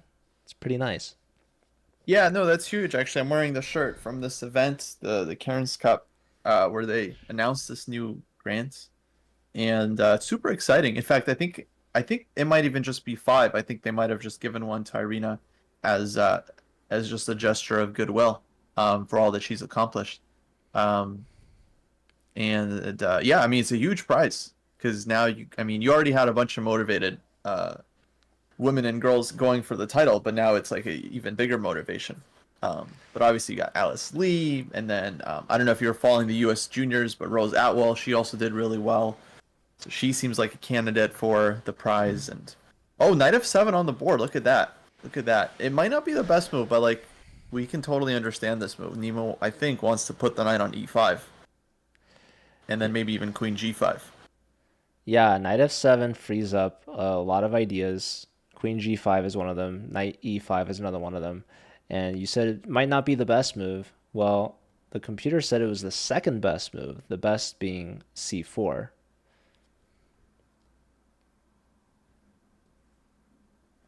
Yeah, c4 still on the table. I see Biophil in the chat saying that Jennifer Yu said that she'll be going for the prize. Yeah, that's awesome to hear, because there's a number of women a little bit older, but yeah, like Carissa Yip is not that far off. Jennifer Yu, I think, could totally see her doing it. So that's great. That's great. That makes US chess very exciting. Yeah, Jennifer, I think, is still trying to get her international master title. She's got all the norms for it. She just needs the rating. And Jennifer, I think, is finishing up her last year at Harvard. So she's been super busy with that. But this event, I think, has been really fun for her. Obviously, she's leading the pack, which is always nice. But also, I think she's very interested not only playing more chess, but also in content creation in general. I believe she's been streaming these games on her channel. Shout out to IMGNU. And she's also planning on making some YouTube videos. So definitely keep an eye out for her. I mean, all these players are doing great stuff in content. I think one of the lesser known players out of this event in the chess world, to my knowledge, is Linda, who is actually making a career in music. But she also made a Twitch account, and she's obviously a strong chess player. 1.5 points so far, tied with Jules. And yeah, it's cool to see a lot of support for women chess events. And huge shout out, of course, to Jeannie Kieran. It's cool to see that you're repping their merch. And it's really cool to see how much the St. Louis Chess Club is really supporting not only women's chess, but just all the chess events. So it's really cool to see that also these girls are making chess a viable career for themselves too. Yeah, for sure. I think, yeah, St. Louis gets a lot of credit because they run some very nice events for women. It's great that there's now like a lot more opportunities. This tournament definitely brilliant because, like this thing with streamers traveling to open events is kind of new, where players, they play open events, they like sit at a table, they stream their games. And it's very cool when you have like a streamer play against another streamer, which happens sometimes randomly. So yeah, why not just like run your own tournament and you guarantee streamer versus streamer matchups every round. And the fans will love it. I mean, they want to see like their favorite people play against each other. I think it's very cool. Yeah, so if the Chess Dojo did their own version, I mean, you got 3 of the players already. You yourself, True. David, and Jesse. You just need to invite 5 more. Yeah, but David and Jesse, okay, they're parents, so they're very it's hard to get a hold of. Yeah, it would have to be all online.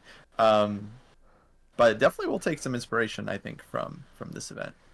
Speaking of parents, I think I just saw a pop-up Botez sighting walking in the background there. Nice. He's also looking pretty comfy, but yeah, for those that don't know, Papa Botez is the arbiter of this event. So yeah, not only the Botez is organizing, but also arbitering, if that's the word for it. Right.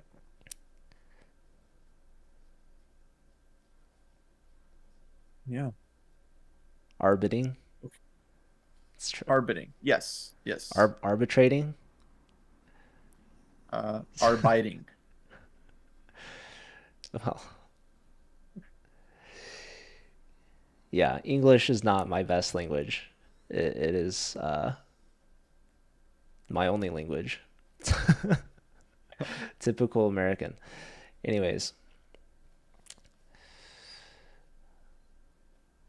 yeah, Jules deep in thought. She's under 30 minutes. Nemo's just under an hour. And we're on move 26. So still 14 moves before we make time control. Obviously, knight f7 with the clear idea of going to e5 or going queen to g5. Someone said white should play e5. That prevents the knight from going there. But, you know, pawns, they don't go backwards, so you're conceding some control there. It's possible that, yes, you prevent the knight going to e5 immediately, but still, queen g5 is a strong idea.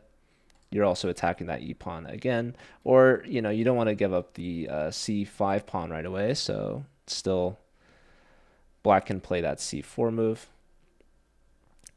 Yeah, e5 is kind of like a strategically risky move, but from white's point of view, I would be really hard pressed to allow black to play knight e5. I would kind of want to play it. And you create an e4 square for your own knight. It looks like Jules was rook d2. Something the engine didn't like after e5 is that you allow black to play rook c4, hitting this queen. And yeah, Jules does not play e5. She brings the rooks both to the d file to double up, maybe hoping to get to d7, but knight e5 is going to become that much more natural, right? You're guarding the d7 square. Yeah. You're blocking the e pawn. You're also now in checking distance, which would come with a fork if allowed. So yeah, this is kind of annoying. Knight e5. But I'm not sure if there's like a clear threat exactly. Maybe you're going to get to c4 still and allow rook d7, but you're going to bring the queen into the game. No, I mean, I love this for black. Now you, like, your knight covers d7. So your knight is, like, neutralizing white's two rooks that have no entry square. I think the idea is to just play c4 with the pawn, and then eventually you might have knight d3. And just kind of taking over the whole board. And then, like, queen, we still have our queen to g5 and h5, h4. And, no, this could be very unpleasant for white. Like, queen g5 is possible now. Okay, there's a nice trick. Eric Rosen would go queen g5 and then be like, oh no, my pawn on c5. Because if white takes, there's knight f3 check. Defending. Yeah, we're defending the pawn laterally with an x-ray through the knight. We would have a discovery there. Nice idea. Yeah. No, I loved your But idea. You didn't have C4, this, you know, c4 anyway. Yeah, knight d3. That knight on d3 is gonna basically just ask the rooks what they're doing there. And also, the knight on d3 would also be putting pressure on f2, which is already a sensitive square. And you don't really want to push that pawn, because then you really weaken your dark squares. So, beautiful knight on e5. But yeah, it really makes you think, like, what else could white have done, right? Well, that's why I was thinking you kind of had to go e5 as white. At least I was thinking that's the main move. To to prevent the knight from getting this square. So it looks like they wanted queen c3. Queen c3 also logical, just stopping knight e5 for the moment. But it's a little computery because it feels like, okay, black will go queen g5 and then knight e5 comes anyway. Yeah. And so we see Nemo's putting Jules through the test. And she's getting some good moves in. Jules is going to have to deal with this knight now on e5. She didn't prevent that from happening. But now, can she prevent the knight further? Or is Nemo going to walk all over the board with c4 and plant that knight on d3? Right. So yeah, it could get ugly in a couple moves here. Jules needs an for attacking move, something aggressive. She can't let Nemo keep doing her thing. Yeah, Jules needs like a really good move, like right now. I don't know if anyone has one available. So you want to look at the attacking moves. Also, like here's one for example. Knight to h5. This is one of the top choices. This was actually the top choice. Attacking the rook. Yeah. Wow. Okay. So the rook has to move. Probably well, you can't go to f5. You can't go to f6. So you're either going to f7. You can't go to g4 or f3. You can't take on f2. You can't take on e4. So this really narrows you down to either f7 or h4. If you're not looking to move the rook, you're looking for a stronger counter punch, which I'm just not seeing. So, yeah. Nemo's got like rook h4 would be the first move. Yeah. Kind of think about. So if you're weighing these two rook moves, f7 helps guard the 7th rank, but h4 comes with a tempo on the knight. So that might be more enticing. If you attack the knight, then the knight either has to move back to g3, or you have to defend the knight, which you could only do by playing g4, I guess, which you don't really want to do. Yeah, on rook h4, I feel like white is just going back with knight to g3. Yeah. So essentially, and then white's going to argue like the rook on h4 isn't that well placed. Yeah, knight on h4 is worse off than the knight or the rook on f4. But Nemo still retains the move after knight g3 back. So then she can continue with her plan c4, knight d3. Exactly. Yeah. I feel like black doesn't really lose much. Like white manages to just kind of keep the position steady for a couple moves, but black is still kind of in the driver's seat. Rook f7, I mean, I don't really see the issue with rook f7. Maybe there's an f4 idea for white. I just saw someone pointing out, but feel like black is okay there.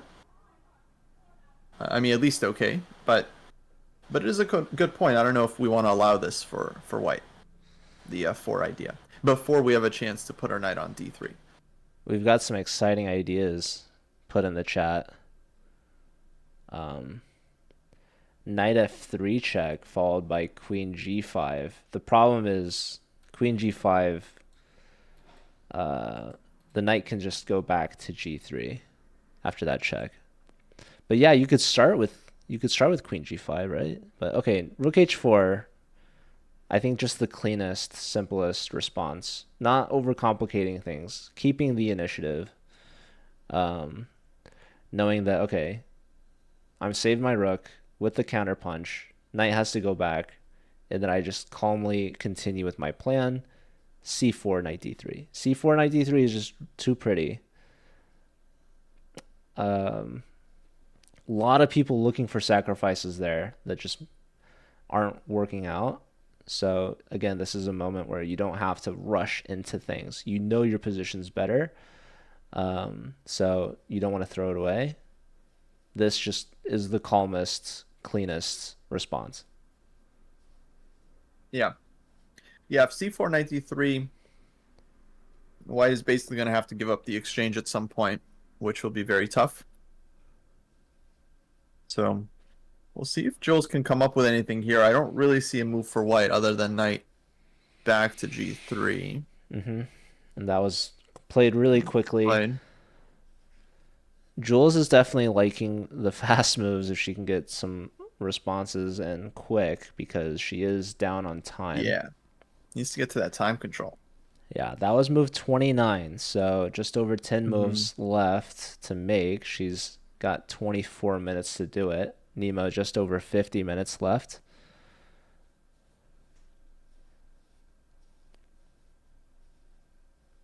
So, yeah, c4 definitely a very easy move for black to make. Queen g5 seems totally reasonable as well.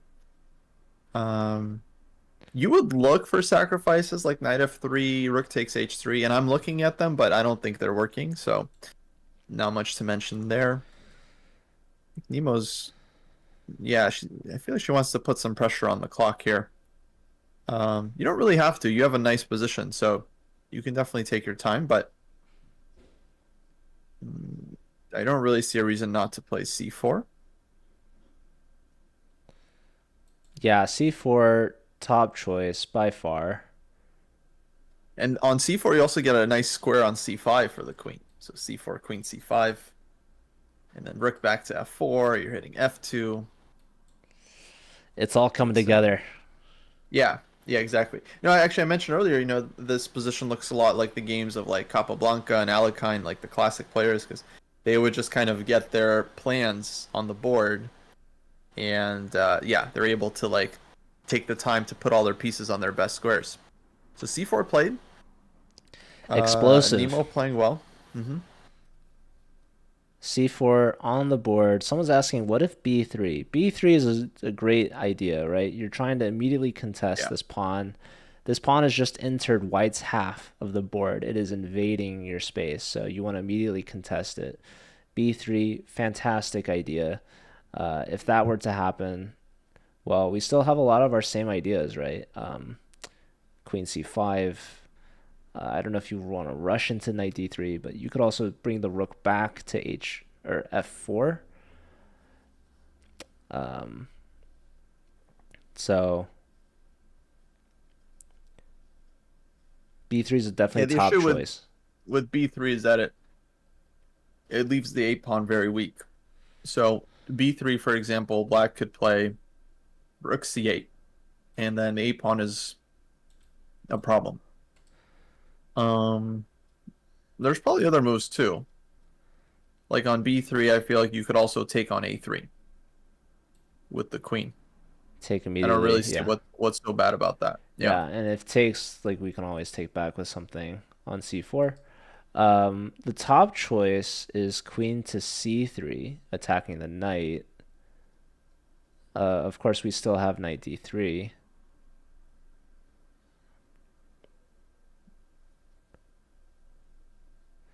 But you do have to worry, because remember what our knight was doing on e5. We're keeping these knights, I guess, out. But okay, knight d3 blocks that.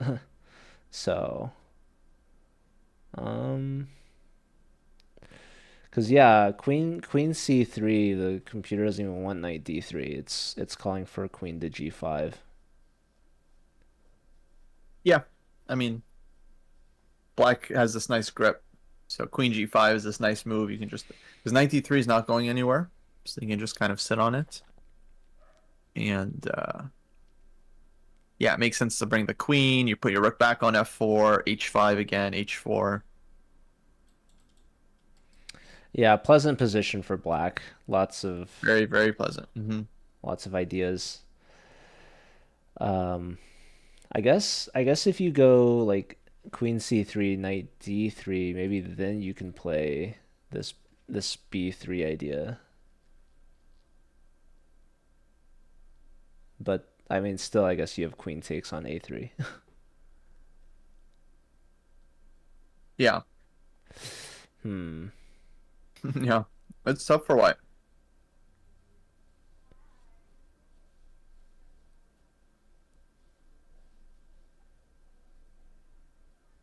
Jules is thinking 21 minutes now. Not a lot of time.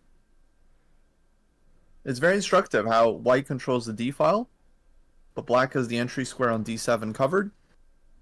D8 is covered. You could play Rook D6. Maybe we should look at Rook D6, because at least that's an active move. Yeah, Rook But it D6 leaves attacking some F2 pawns. behind. Mm-hmm. Yeah, F2 becomes weak. Oh, we have some moves coming in. Queen C3 played, top move. Wow. Okay. So yeah, it is saying Jules knight fish, huh? Jules, she's putting up her defense.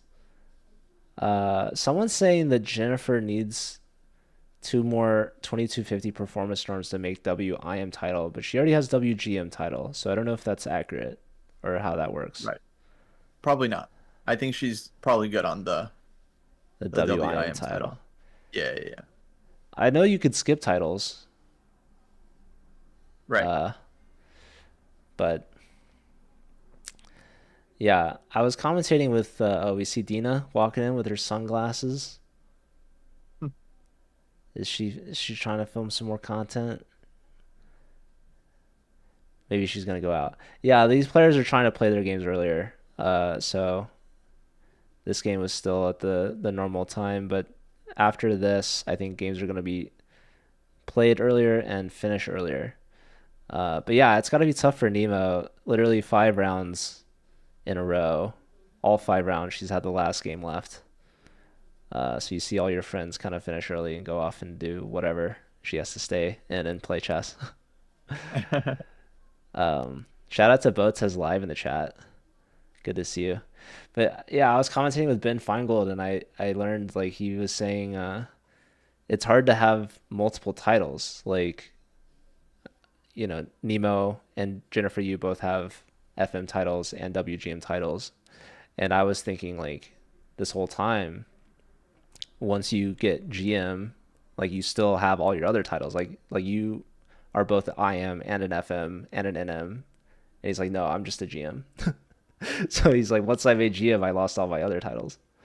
And I'm sure it's, like, maybe not that serious, but Yeah, because they just don't really. they don't stack. I guess they just don't matter anymore. Yeah, I mean, it's like, once you're a certain age, right? Let's say you're 25 years old.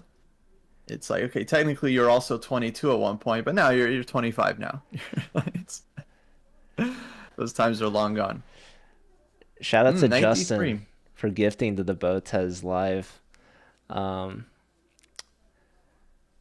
live asking for a clip of the Nemo rant. I might have missed it. I'm not sure. But yeah, knight d3 played. I mean, look at that thing. That's the best piece on the board. Yeah, no, this game's definitely going Nemo's way. On the board, on the clock. It's kind of tough for Jules here. No. I have a feeling she's gonna sack this exchange sooner rather than later, because you can't really tolerate this knight on d3 for very long. Yeah, we were mentioning Nemo had a chance to sack an exchange on f3, and didn't do it. But here, Jules might not like this knight on this beautiful outpost on d3. This might be intolerable. So we could see the exchange coming from Jules here, giving up a rook for a knight and a pawn. Nemo would be okay with that. I mean, she went into this understanding that could be a possibility, but I think that that's getting to an end game that she would prefer. Is that another chess.com? I see another guy with the camera getting very close to the players. No, those are part of the Botes YouTube production team. So yeah, they were, I guess, hired for this event to help make YouTube videos. So be sure to follow the Botes live YouTube, because you're gonna see some content put out there. Nemo's also been filming for vlogs. If you want to check out Nemo's YouTube, you won't want to miss it. Also Jules as well. I mean, all these players are filming tons of stuff, but you see that guy's got a really fancy camera there. They also have, like, drone footage. They had a drone that they were using. I can't wait to see the YouTube videos. They're gonna look very professionally done. Yeah, the clips from this event have been great. Like the trash talk, the previews, it's all been wonderful. I mean, okay, the trash talk is funny because it's like clear everyone's friends with each other. So, sometimes it can be a little hard to believe, but yeah, I feel like the hype has definitely been there for this event. Okay, so we have a move on the board. A4. Yeah, so A4, actually, I was thinking about this move. It's very natural, like you're just trying to, because we were trying to play B3 for white, and then this A pawn was always hanging. So we go A4, but yeah, Queen C5, that's like the move with the hand. And it might not have been the best move, according to Compy, but that's the move, like, that was definitely the move that was coming to mind, just to take control, push B4. But let's go back a sec. I'm just curious, what did black have that was just so much stronger? So The engine just... there's two ideas that it likes better. Queen c5 is the third best. The top choice is bring the rook back to f4, doubling on the f file. And the second best, it's saying queen a7, which Queen a7. it gets on the same diagonal. I don't see how it's... I mean, wait, if you go... I guess there's no rook takes d3 because we take on f2. But that's the same thing with queen c5. So queen c5 also, Yeah. at first glance, rook takes d3 is a problem, but you still have queen takes f2 with check. So queen c5.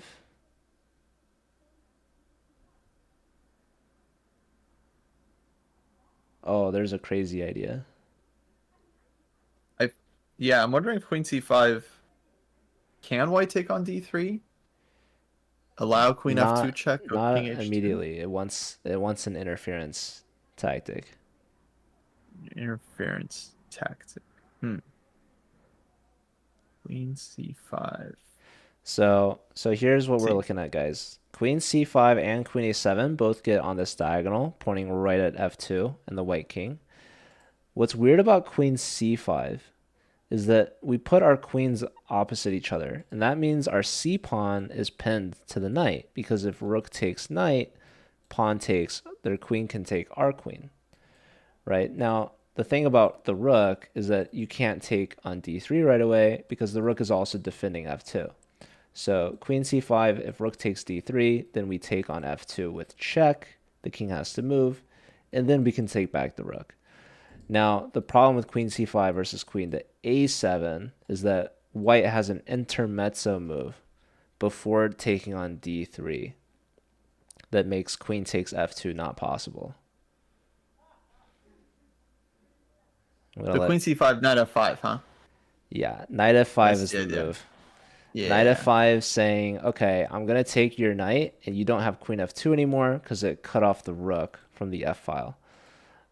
So if you play knight f5 and black says, I'm going to take, that's when white takes. And what that does is you trade off material, which lessens black's attack on your king. If you go queen a7, there's no knight f5 idea because, I mean, I'll just simply take that, thank you. And you're not going to take the knight because, well, my pawn's not pinned. My queen's over on a7 now. So, yeah, I'm not expecting knight f5 from Jules. That would be definitely Jules fish. It's not the craziest move. I mean, because f2 is hanging. And what else are you going to do? It's interesting, actually, Nemo made this queen c5 move actually very quick. Very quick. And, b4 from Jules, which is a move, but, like, yeah, it gives black a chance now to get the queen off of the file. Now Nemo can put the queen on a7 if she wants. Okay, you can also just take this pawn, like knight b4, I think. But there is a trick here. If queen takes b4, then white has rook takes d3. So it's kind of in white's favor. Well, Kostya, let's not forget, we can play en passant. It's forced. Oh, it's forced. Excuse me.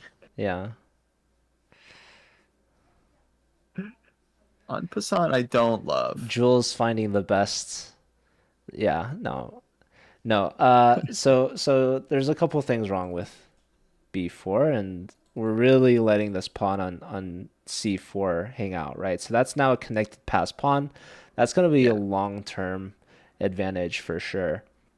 So Jules letting up a lot of pressure, attention, and also, yeah, missing knight f5.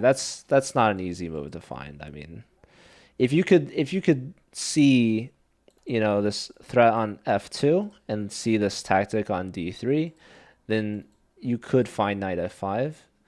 But it's not an easy move to make for sure. And also, like, when your opponent is attacking you and you're going into these complications and these trades, especially when you're down on the clock, it takes a lot of confidence to go into something like that and think that you can get out on top. And it wasn't even favoring white at that point. It was saying that was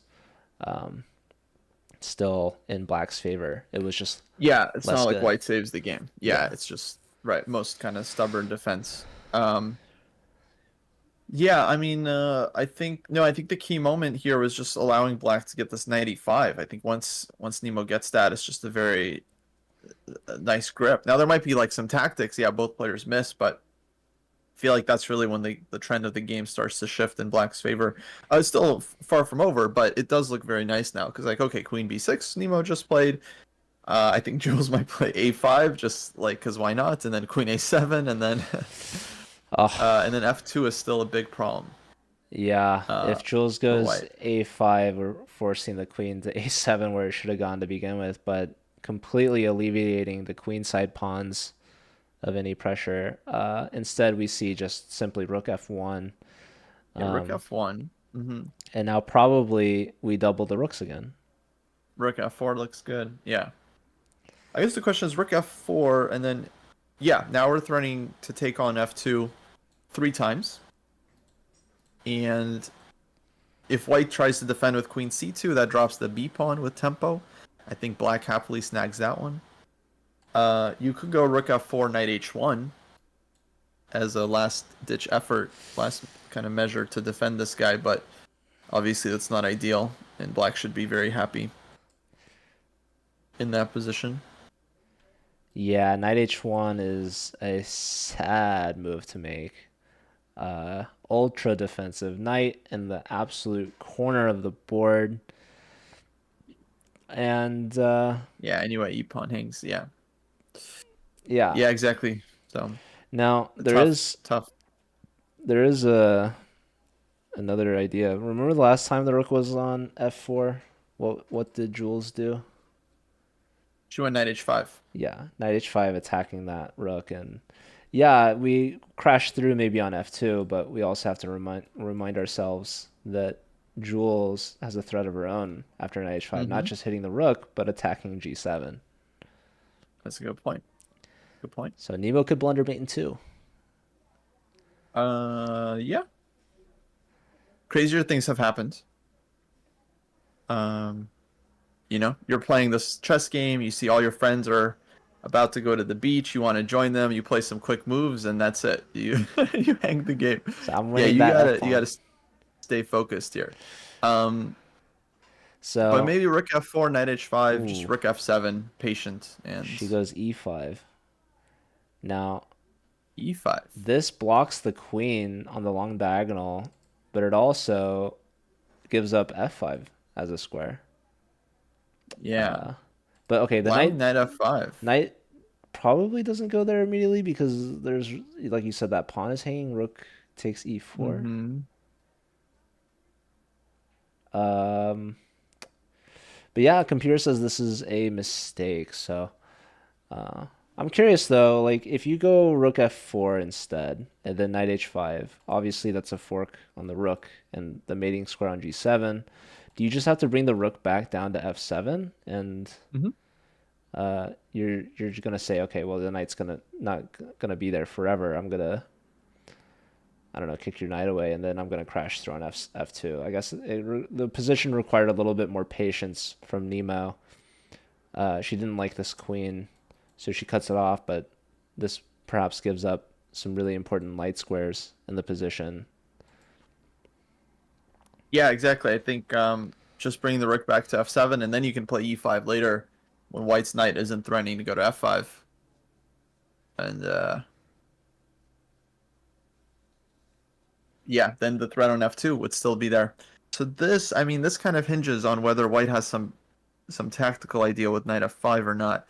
Because the e-pawn does hang, and I don't think you want to just throw out knight f5 without having an answer for rook takes e4. I don't know. To me, this without the engine, you know, wouldn't be obvious that black just gave up her advantage. So I'm wondering if this is just some kind of like tactical thing Compy is seeing. Let's see. She's played a move. A rook move. So she's defending that e-pawn. Yeah, what the computer was wanting, it was wanting some a-pawn either capture or push, but it was also wanting rook takes on d3 at that point. But it was saying that that was relatively even comparatively. Stacking the exchange. Huh? Yeah, stacking the exchange for the pawn. Surprising. Okay, typical computer nonsense. Where it just gives moves and attaches numbers. It doesn't even know what it's talking about half the time. Yeah, position still feels nice for black, as eval bar represents. But rook e2, I feel like the intention is clear. Jules defends her e-pawn. She wants to go knight f5. Yes. Question is, does black have anything in the meantime? Like there's a knight f4 tempo, there's queen g6 maybe.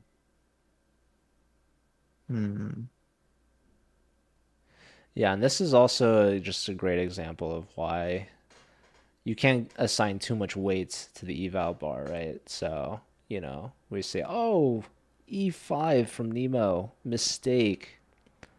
Okay, well, white didn't, you know, sack and exchange back or something, and plays a relatively normal defensive move, and then the eval goes back in Nemo's favor.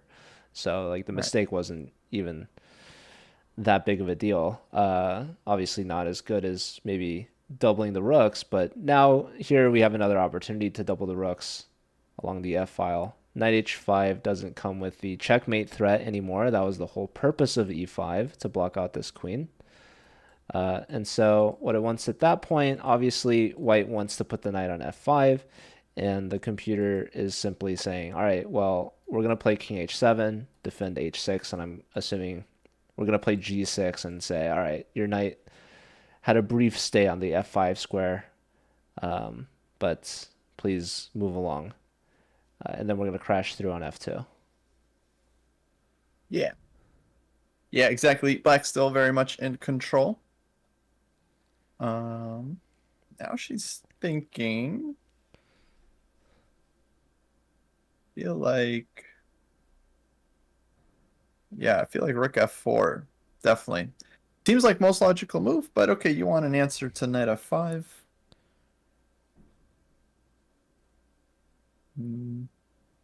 But still, knight f4 also is a move for black, hitting the rook, but then white moves the rook, and yeah, you have to ask what's the follow-up. Because do we want our knight on f4? Do we want the rook on f4? Because knight looks pretty good on d3. Blocking the d file, hitting f2, covering the c file, hitting b4. Yeah, I know knight f4 is a tempting move, right? We're hitting that rook. But I think the rook will probably just go back to the d file or something. So we really like this knight attacking the f pawn. So yeah. Okay, here's a possible time trouble move. You go queen c6, and then the trick is that if white plays knight f5, you can take and go knight f4. Yeah, rook takes, pawn takes, and the queen on the long diagonal gets opened up. Knight f4 threatens checkmate and the rook. And the rook would fall with check and a fork on the queen. I mean, that's kind of gross. That would be nasty. But that's the kind of move, I don't know, sometimes I look at when my opponent doesn't have a lot of time. I'm like, okay, what move can I play to make knight f5, a problem for white? Go up saying that's a Gia move right there. That's I was commentating with Canty. He kept saying the move was diabolical. A diabolical move from Kostia right there. Sacking exchange and then playing knight f4. That's a kind of move Big fella. you just sit back Sorry. and no, it's great. That's a pretty move to end a game with. Knight f4.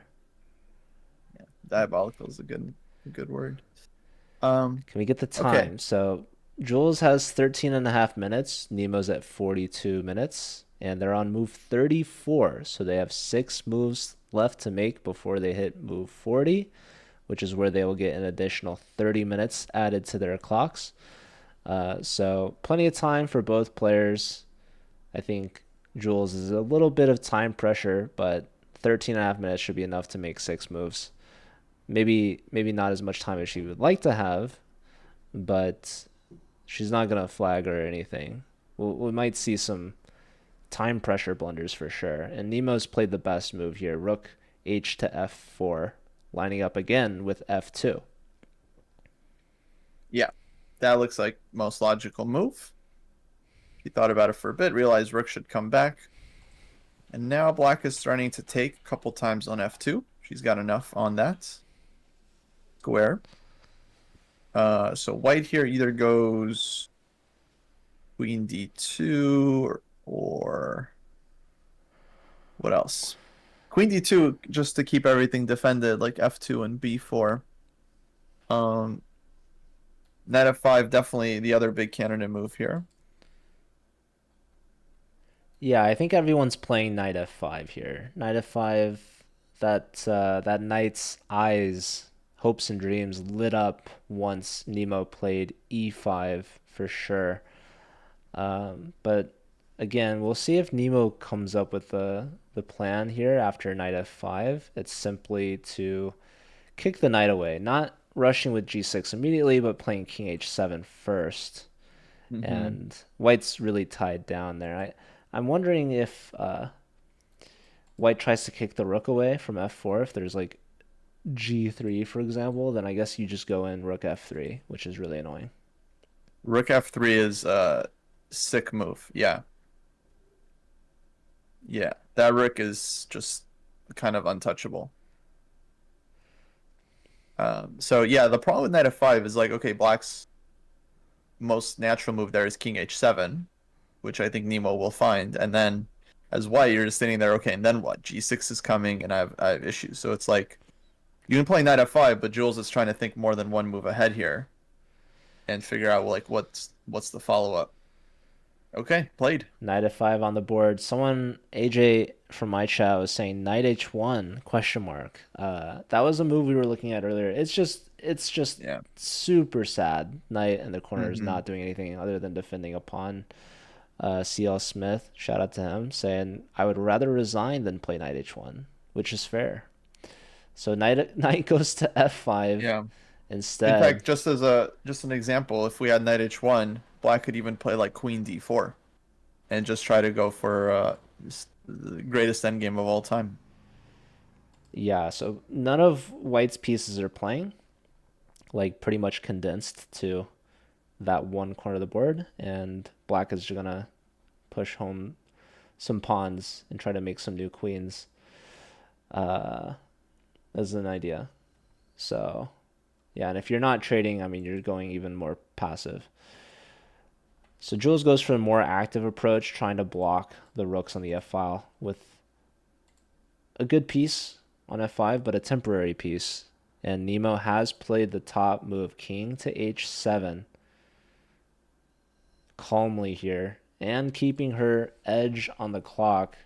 It's getting close to a 30-minute advantage.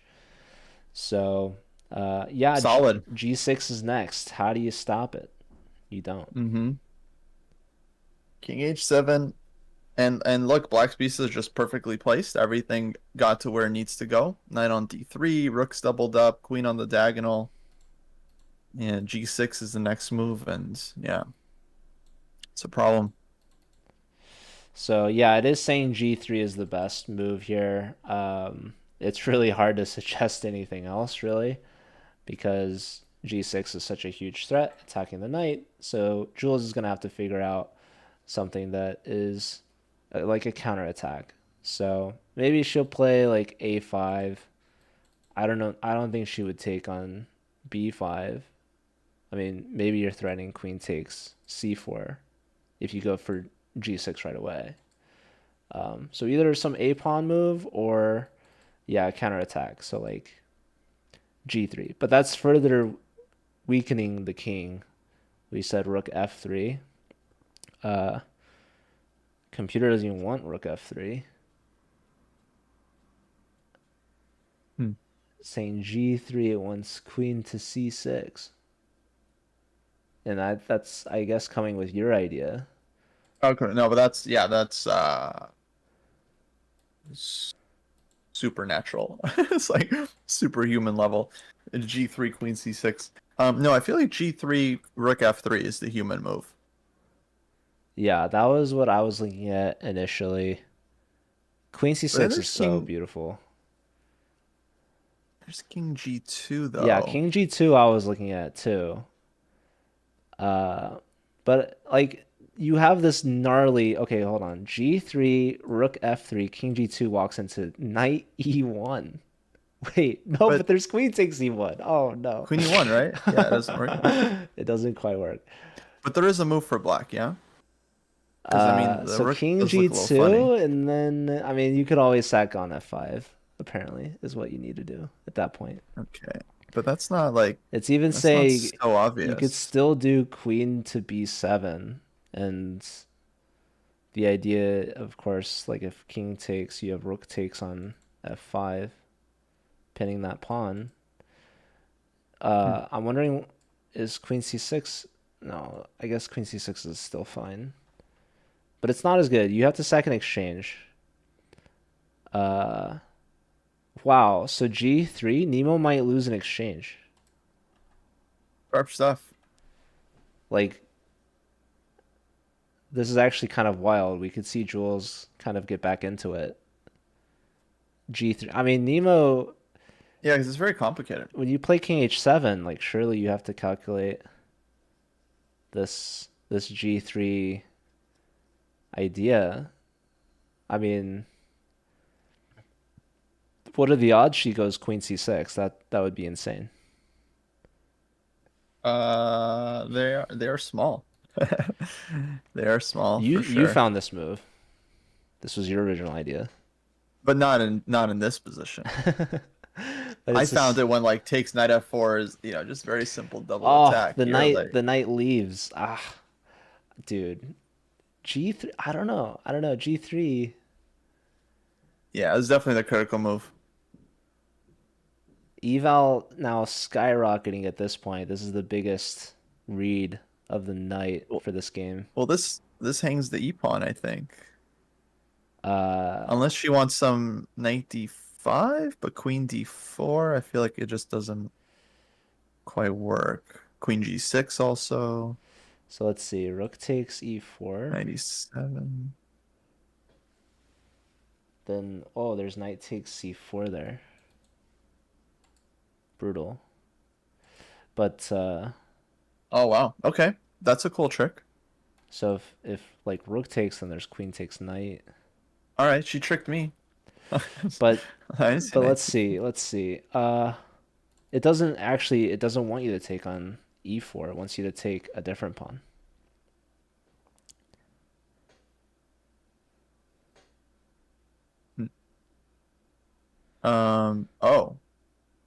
Is there I guess there's rook f2, huh? That's nice. That is the top choice. The chef's kiss. So if rook takes, nice line. Yeah. Rook takes. That's pretty clean. And if rook takes, we have queen takes. Now, there's a couple people asking about previous moves. Like, what was the computer move? You wanted to see this G3 line. And someone asking, how many moves until the additional time? So 93 is move 36. So they have 4 moves left before move 40. But just to show this G3 continuation, Queen C6 is the top move. The idea is to take this knight and then put the knight on F4 if white takes. So the idea is we open up the queen and we are threatening checkmate on G2. So if pawn takes, we have rook takes F5, and the knight here is going to be devastating. So if they take the rook, knight takes, and that's going to be all she wrote, right? Mate in 1 threat. If you bring the queen over here, you're losing the rook with check. With the fork, going to lose the queen next. If you push the pawn, same thing. Knight takes with the fork this way. So it's really hard to defend G2. In fact, it's kind of impossible. So that's what the computer was calling for Queen C6. Very difficult to see. Now, Yeah, insane line. No one's finding that. No one's finding that. why Jules didn't play G3? Oh, she took. See, that's a good question for Jules, because from White's point of view, there doesn't seem to be a reason not to go G3. Yeah, here it wants to sacrifice on. Maybe there's rook takes F5 and then queen to C6. But let's go to the live position. We've got a lot of moves coming in. Yeah. Wow, and she played a brilliancy here. Rook takes F2 played. Double exclam. First brilliant I've seen of Nemo's tournament so far. So she's busting out the tactics now. She's getting the full potential of this eval, -5.5. So I mean, honestly, it's actually just completely game over, Joe, because after rook takes F2 here, queen takes E3. When white defends the rook on F2, black can just trade into a king and pawn endgame with just a protected passer. So this is just completely GG. yeah. Computer's If saying, white takes on F2, maybe she doesn't have to take on F2. Maybe she has another move, but yeah, if you're not taking, regardless, black is breaking through. wow. Claps coming Yeah. in the chat already. Nice combo from Nemo. And Nemo. I think she knows she's winning. Oh yeah. She's got this like nervous energy where she's like, all right, come on, the game's over. Yeah, I want to go. I want to go while the sun's still out. Yeah, exactly. But yeah, Jules Yeah, looks 6 defeated. p.m. in California. What, we got like, 50 minutes left of sunlight or something, maybe an hour, An hour or two. depending where you're at, mountains. Yeah, Where are you at, Joe? Are you closer to the west side? yeah, definitely. Don't want to give away my location too much, but I'm fairly close to where they are. Nice. I actually helped them set up the DGT boards. So I not borrowed easy. them from Miracosta College, who's part of the Collegiate Chess League. They had some boards for us to borrow, and so shout out to Miracosta College Chess Club and the Collegiate Chess League for providing these DGT boards for this event. Nice.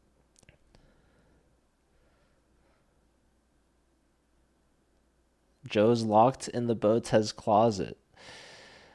Yeah, I'm being forced to commentate their tournaments. For Nemo and the Botezes. And no, this is honestly, like, someone asked me how I'm enjoying the commentating, and I already answered, like, this is one of the favorite things that I get to do is watch these players play and help out.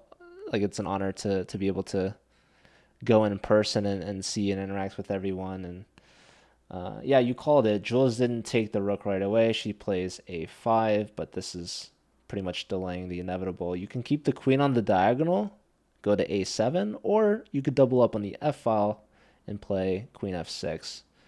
Yeah. Queen f6 looks very logical, because then white can no longer take on f2, because then you just take back, you win the knight, so you threaten the rook, you get your queen closer, Nothing wrong with queen a7 as far as I can tell, but yeah, queen f6 Yeah. just looks simple. The computer likes queen a7 slightly better. It's also saying you could play queen d4, which is something that you called out earlier. Queen d4 is funny. Queen d4 is funny. Let's just quickly see how that works. If white takes on d4 Pawn takes. and then takes on f2, Rook takes. Knight takes. There it wants knight takes c4. well, but let's just say king takes So f2. king takes. Pawn takes. King takes. And And then then apparently that's just a winning just- endgame for black. we just bring the king in, or you can push some pawn. Don't push the c pawn. That's how you Right. lose.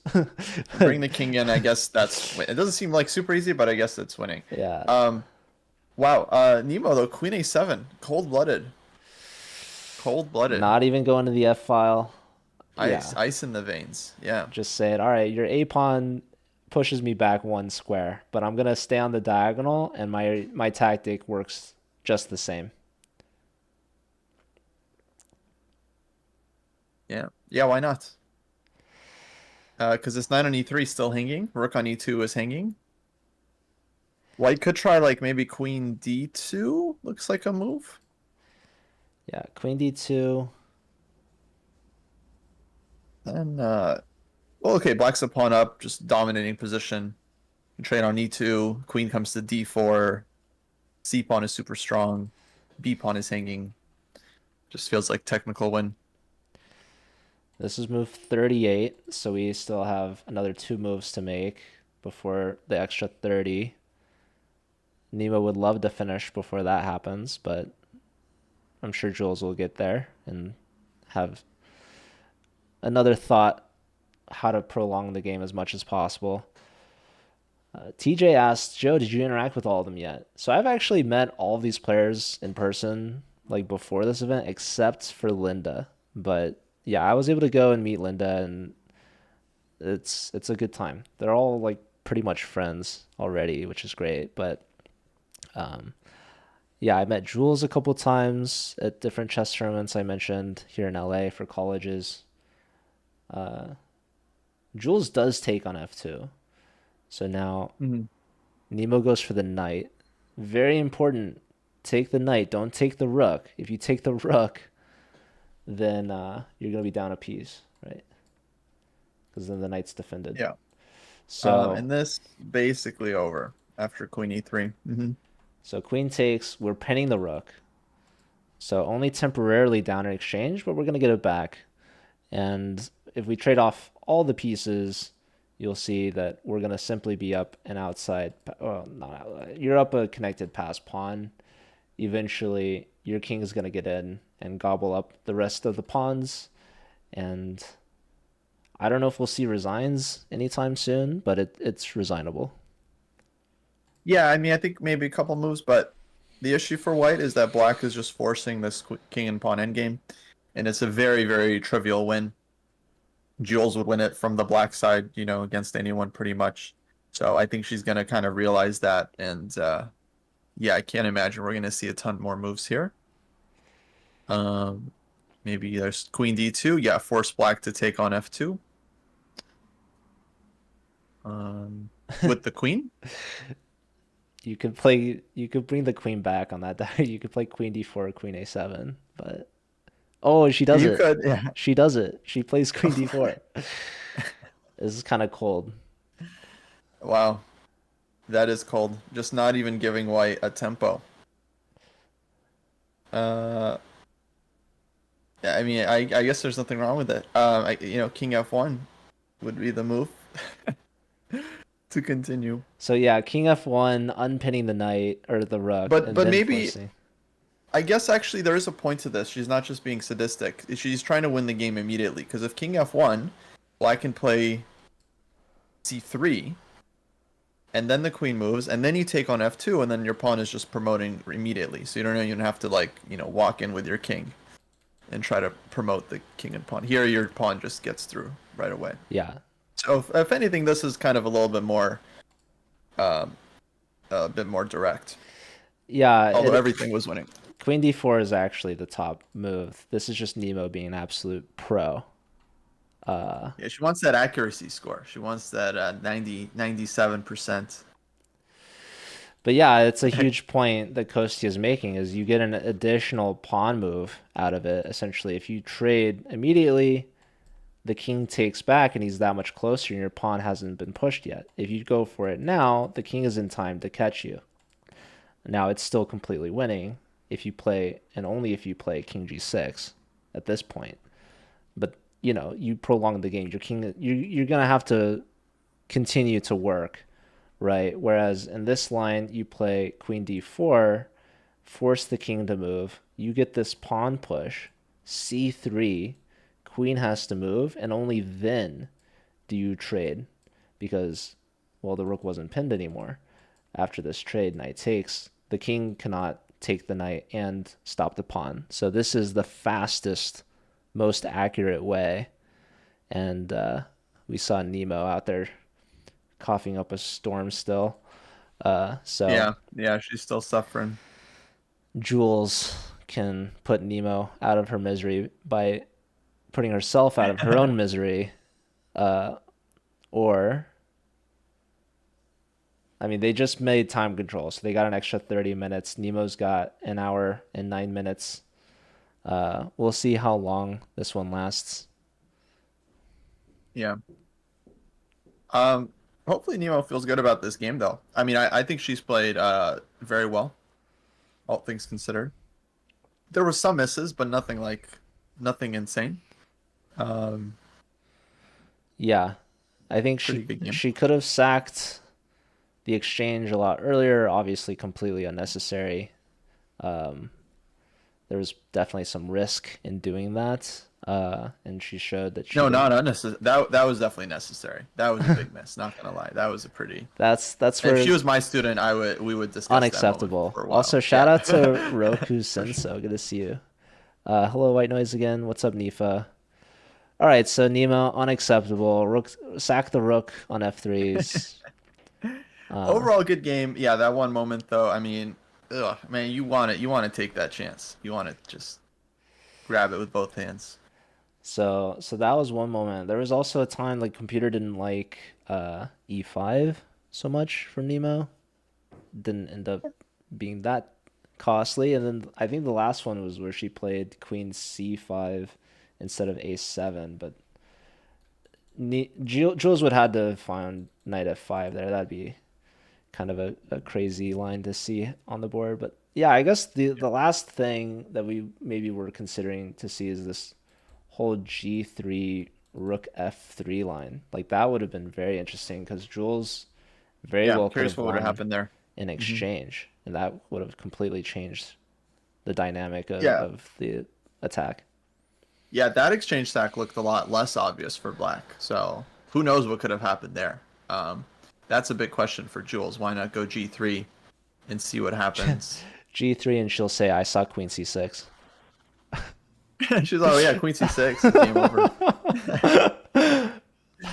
I'm sure. I'm sure. All right. But yeah, queen d4, man. That's a cold move. Very cold. So c3's coming next. Maybe she should have just taken on f2, because then Jules's moves are forced. She brings her king in. White has nothing to do. Resigns. It's I guess ironic. okay. Actually, no. The king and pawn endgame would be still tricky. Because White can put the pawn on g3 and like try to keep Black's king out. Should be winning, but yeah. Still.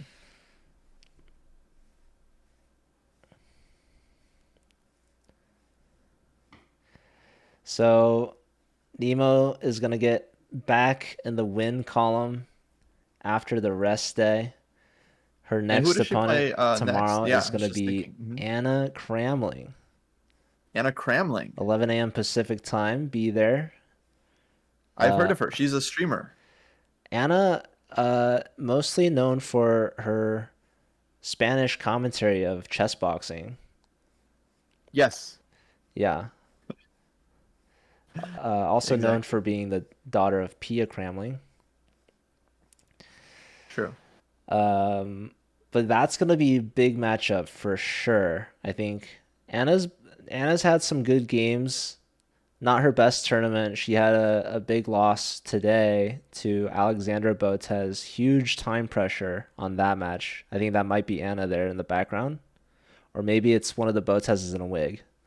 We saw that yesterday. So you're always on your toes. I mean, those slippers looked like they were Alex's. I'm sure these players are probably sharing clothes. Yeah, Joe, I thought I saw it was Andrea, right, who dressed up as Anna for one of the games. Yeah, Andrea had a wig, a blonde wig, and was playing with the. Yeah, I mean, I think Alex also had a wig, maybe dressed up as Hikaru. I don't know. Yeah, Alex I got was Hikaru. That made a lot of sense. I had no questions about that. But then I didn't get why Andrea dressed up as Anna for the game against Alex. Why not do it for the game against Anna? I think that was. I mean, I don't know. I'm not a master level, content. I think person, it would be but too that would've obvious been- if it was Anna versus Anna. Like clearly something's wrong. But if it was Anna versus just this Hikaru, hacky- people would just be like, "Oh, it's Anna versus Hikaru." Like that makes sense. Gotcha. Okay, yeah, thank you. All right, so King F1, C3. Yeah, Nemo's already calculated this a million times in her head. The pawn is promoting.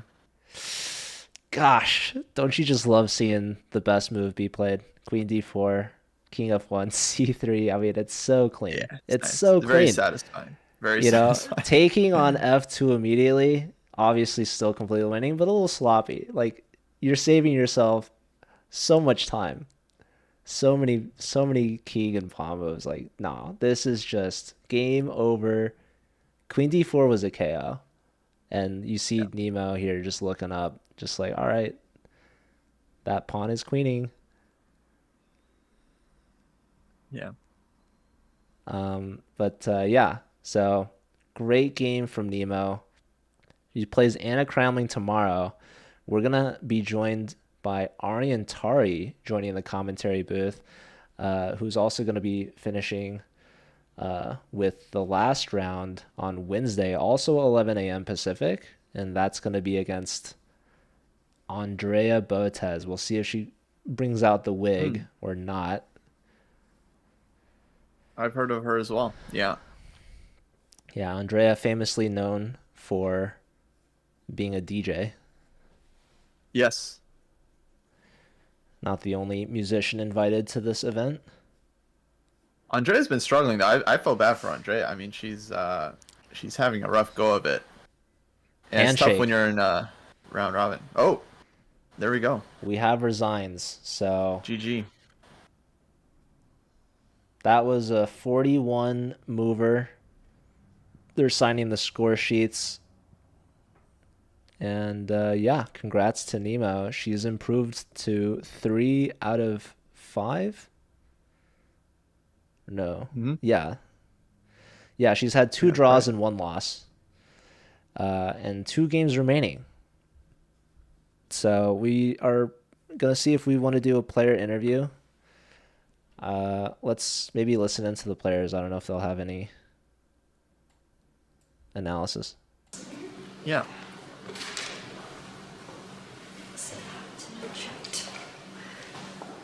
Got some questions. I got lots of questions.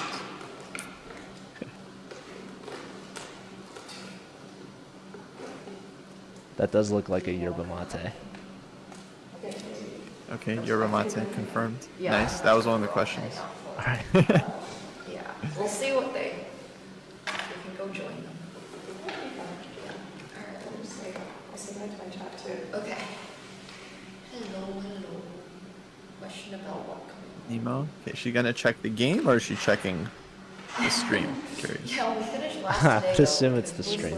Checking the stream. I also was late. Not to running the to game, check the game. And it was hard for us to start the game. Nemo saw everything in that game. GG's. I still don't think we have Yeah. ability to. No, it's definitely well played.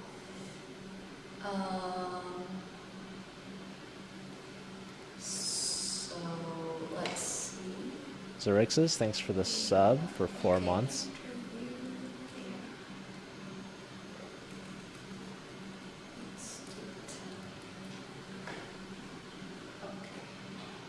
Hey, Bonnie, thanks for the prime. Oh, All right, we're going to add Nemo to this call. If we do it, So give me a second. I feel like we're gonna be delayed if we do an interview, right?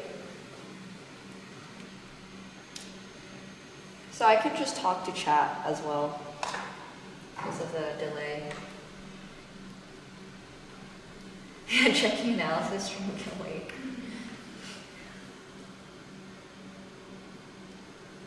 Okay, wait. I don't have my phone on me right now, so here it is. Hello? Oh. Hi. Hello? Are you able to hear me? Yeah. Okay. There's probably gonna be a little echo and stuff. No worries. Hello. Thank you, Kostya.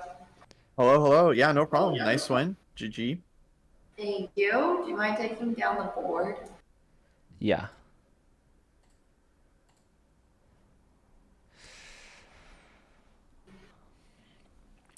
I don't know if there's delay or anything, so chat can let me know. Your audio is going to be a little delayed.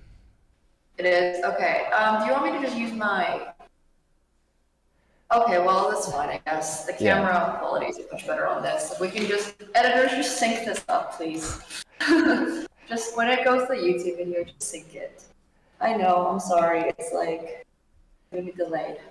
But... Yeah, this way Kosti and I can still hear you. Okay, sounds good.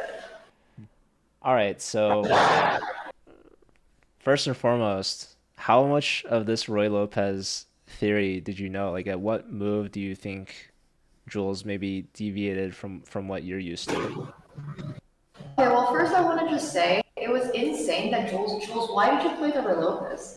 Oh, it's my first time ever playing the Roy. I mean, I could tell. But I was super surprised because I played the Roy like my whole life.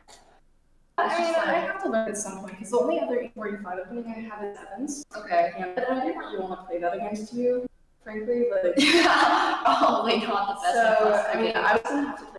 I'd only ever played once anyway, no matter what I did. Okay. So, I don't know. And I think it was a little tough, but I think the opening was better than if I played it as Gambit.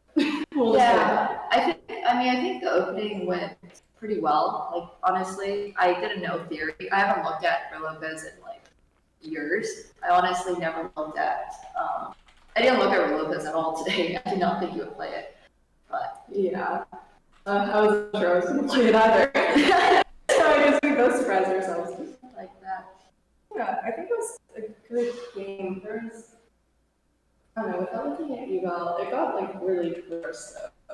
Towards I think the commentators have more. I mean, more Do they questions to know? ask. Yeah. Wait, keep going, Joe and Kostya. Yes.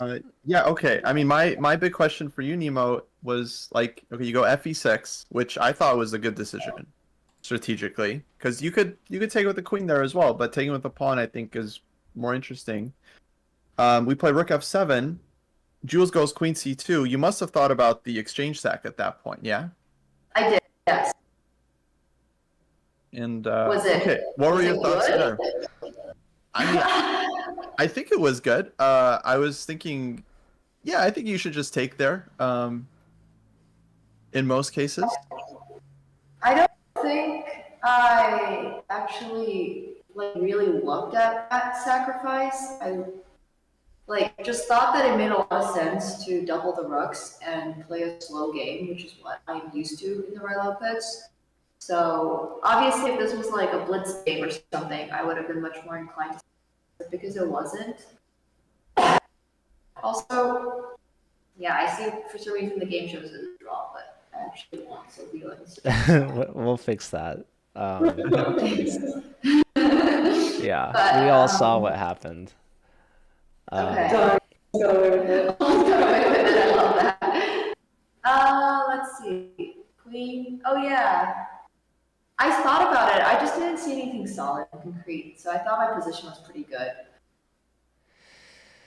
I had another question about later on in the game where Jules got her knight to f5. You played king to h7 with the idea of playing g6 to kick her knight away. But did you consider what was going to happen after she plays a move like g3 I realized I should not have played e5. Instead, I should have probably played rook h to f4 first, and I knew that, and I was rushing there. But Yeah, I wanted yeah, to play absolutely. e5, just to like not have knight h5. But then I realized very quickly that knight f5, rook f4, g3. Wait, no, this is sorry. e5, rook e2, rook to f4. Oh yeah, just like knight f5 straight away was the issue. Or like rook e2, rook h4. Knight f5, e7, g3. I mean, I thought my position was better. Like after rook 2, yeah, I still thought it was better. Obviously, I was a little worried about like knight to e3 stuff, but or king, like just king g2, I guess. But I thought it was okay. I was willing to play that. Yeah. Wait, I can't hear you guys. I think we're just not asking questions. Oh, okay. Yeah, no, we were just listening. I mean, you guys were playing. We've been talking for hours. You guys were playing the whole time. Yeah, I think fans want to hear your thoughts on the game. So. Thank you. Yeah. Yeah, I mean, I think I was pretty like happy with the game. I obviously had a lot of inaccuracies, but I also, I don't know, it just felt like the game kind of flowed. I think Jules had a really like good start out of the opening, but then the middle game, it felt like she hadn't played the position before. So I kind of had like free will to reroute my knight from f7 to d5 to d3. And I was really surprised that she didn't do anything about that. And I felt like after I got my knight on d3, it was pretty, my plans were really easy, which is just to put pressure on f2. Yeah. But yeah, other than that, I think Jules just made 2 inaccuracies. But before then, she was doing pretty well. I have a question. You obviously came off a pretty tough loss against Dina the other day, and then you had a rest day yesterday, which honestly wasn't much of a rest day. I know you guys still played a Blitz tournament, but it's a bit more fun for you. But do you think that helped you in like getting back in the right like mindset here again today to get back in the win column? Yeah, so I think rest days always help, especially after losing a game. So I would definitely say the rest day helped a lot. It was nice to have a rest day after I lost. If I had like a rest day into another game, I mean, sorry, if I had a loss into another game, I would have been so good. Yeah, it was pretty good. Yeah, the meta is changing. It used to be bad to lose before a rest day because then you kind of like dwell on it all day. But now it's kind of good. Like Gukesh in the candidates also lost like right before the rest day, and it was actually very good for him because it just invigorated him for the rest of the tournament. So now it's kind of nice. You get an extra day to recover from the loss and then bounce back. Yeah. Definitely. But yeah, thank you guys. Thank you guys very much. I will let Kostya go, and Joe can just keep me with chat for a second. Sounds All good. right, cool. Well, thank you Well, so it's been a much. pleasure. Thanks for having me. It's so fun. Can we please shout out Kostya and Joe? Thank you so much. You guys are awesome. Yeah. Thanks, Thank you. Kostya. Thanks, Nemo. Good luck in your last 2 games. Thank you. See you tomorrow, Joe. All right, see you guys. Kostya. Bye.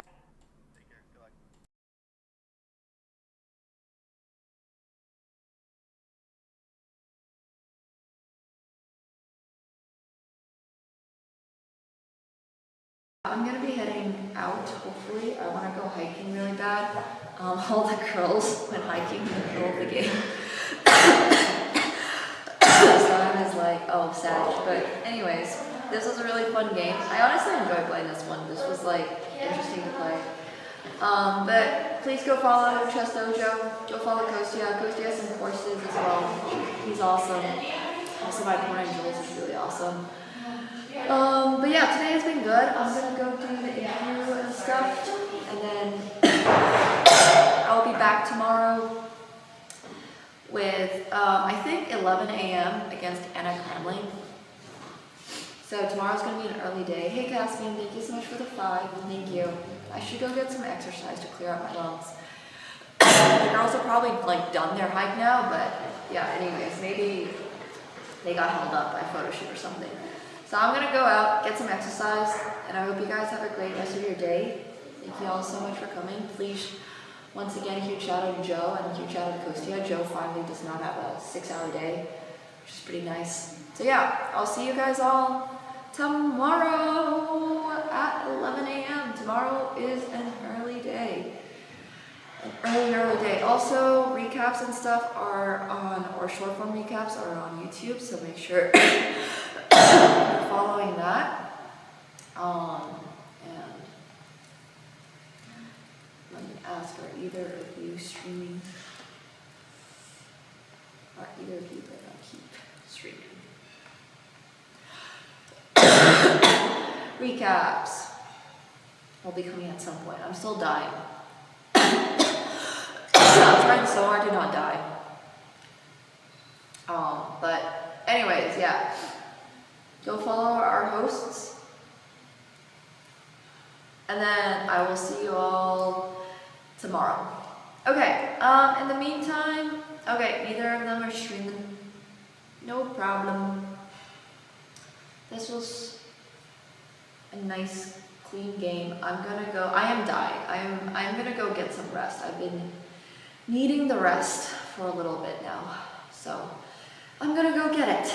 But have a great rest of your night. I will give the raid, let's see.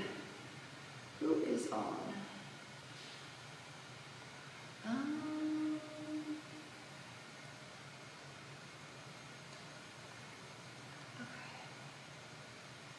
Thank you, chat.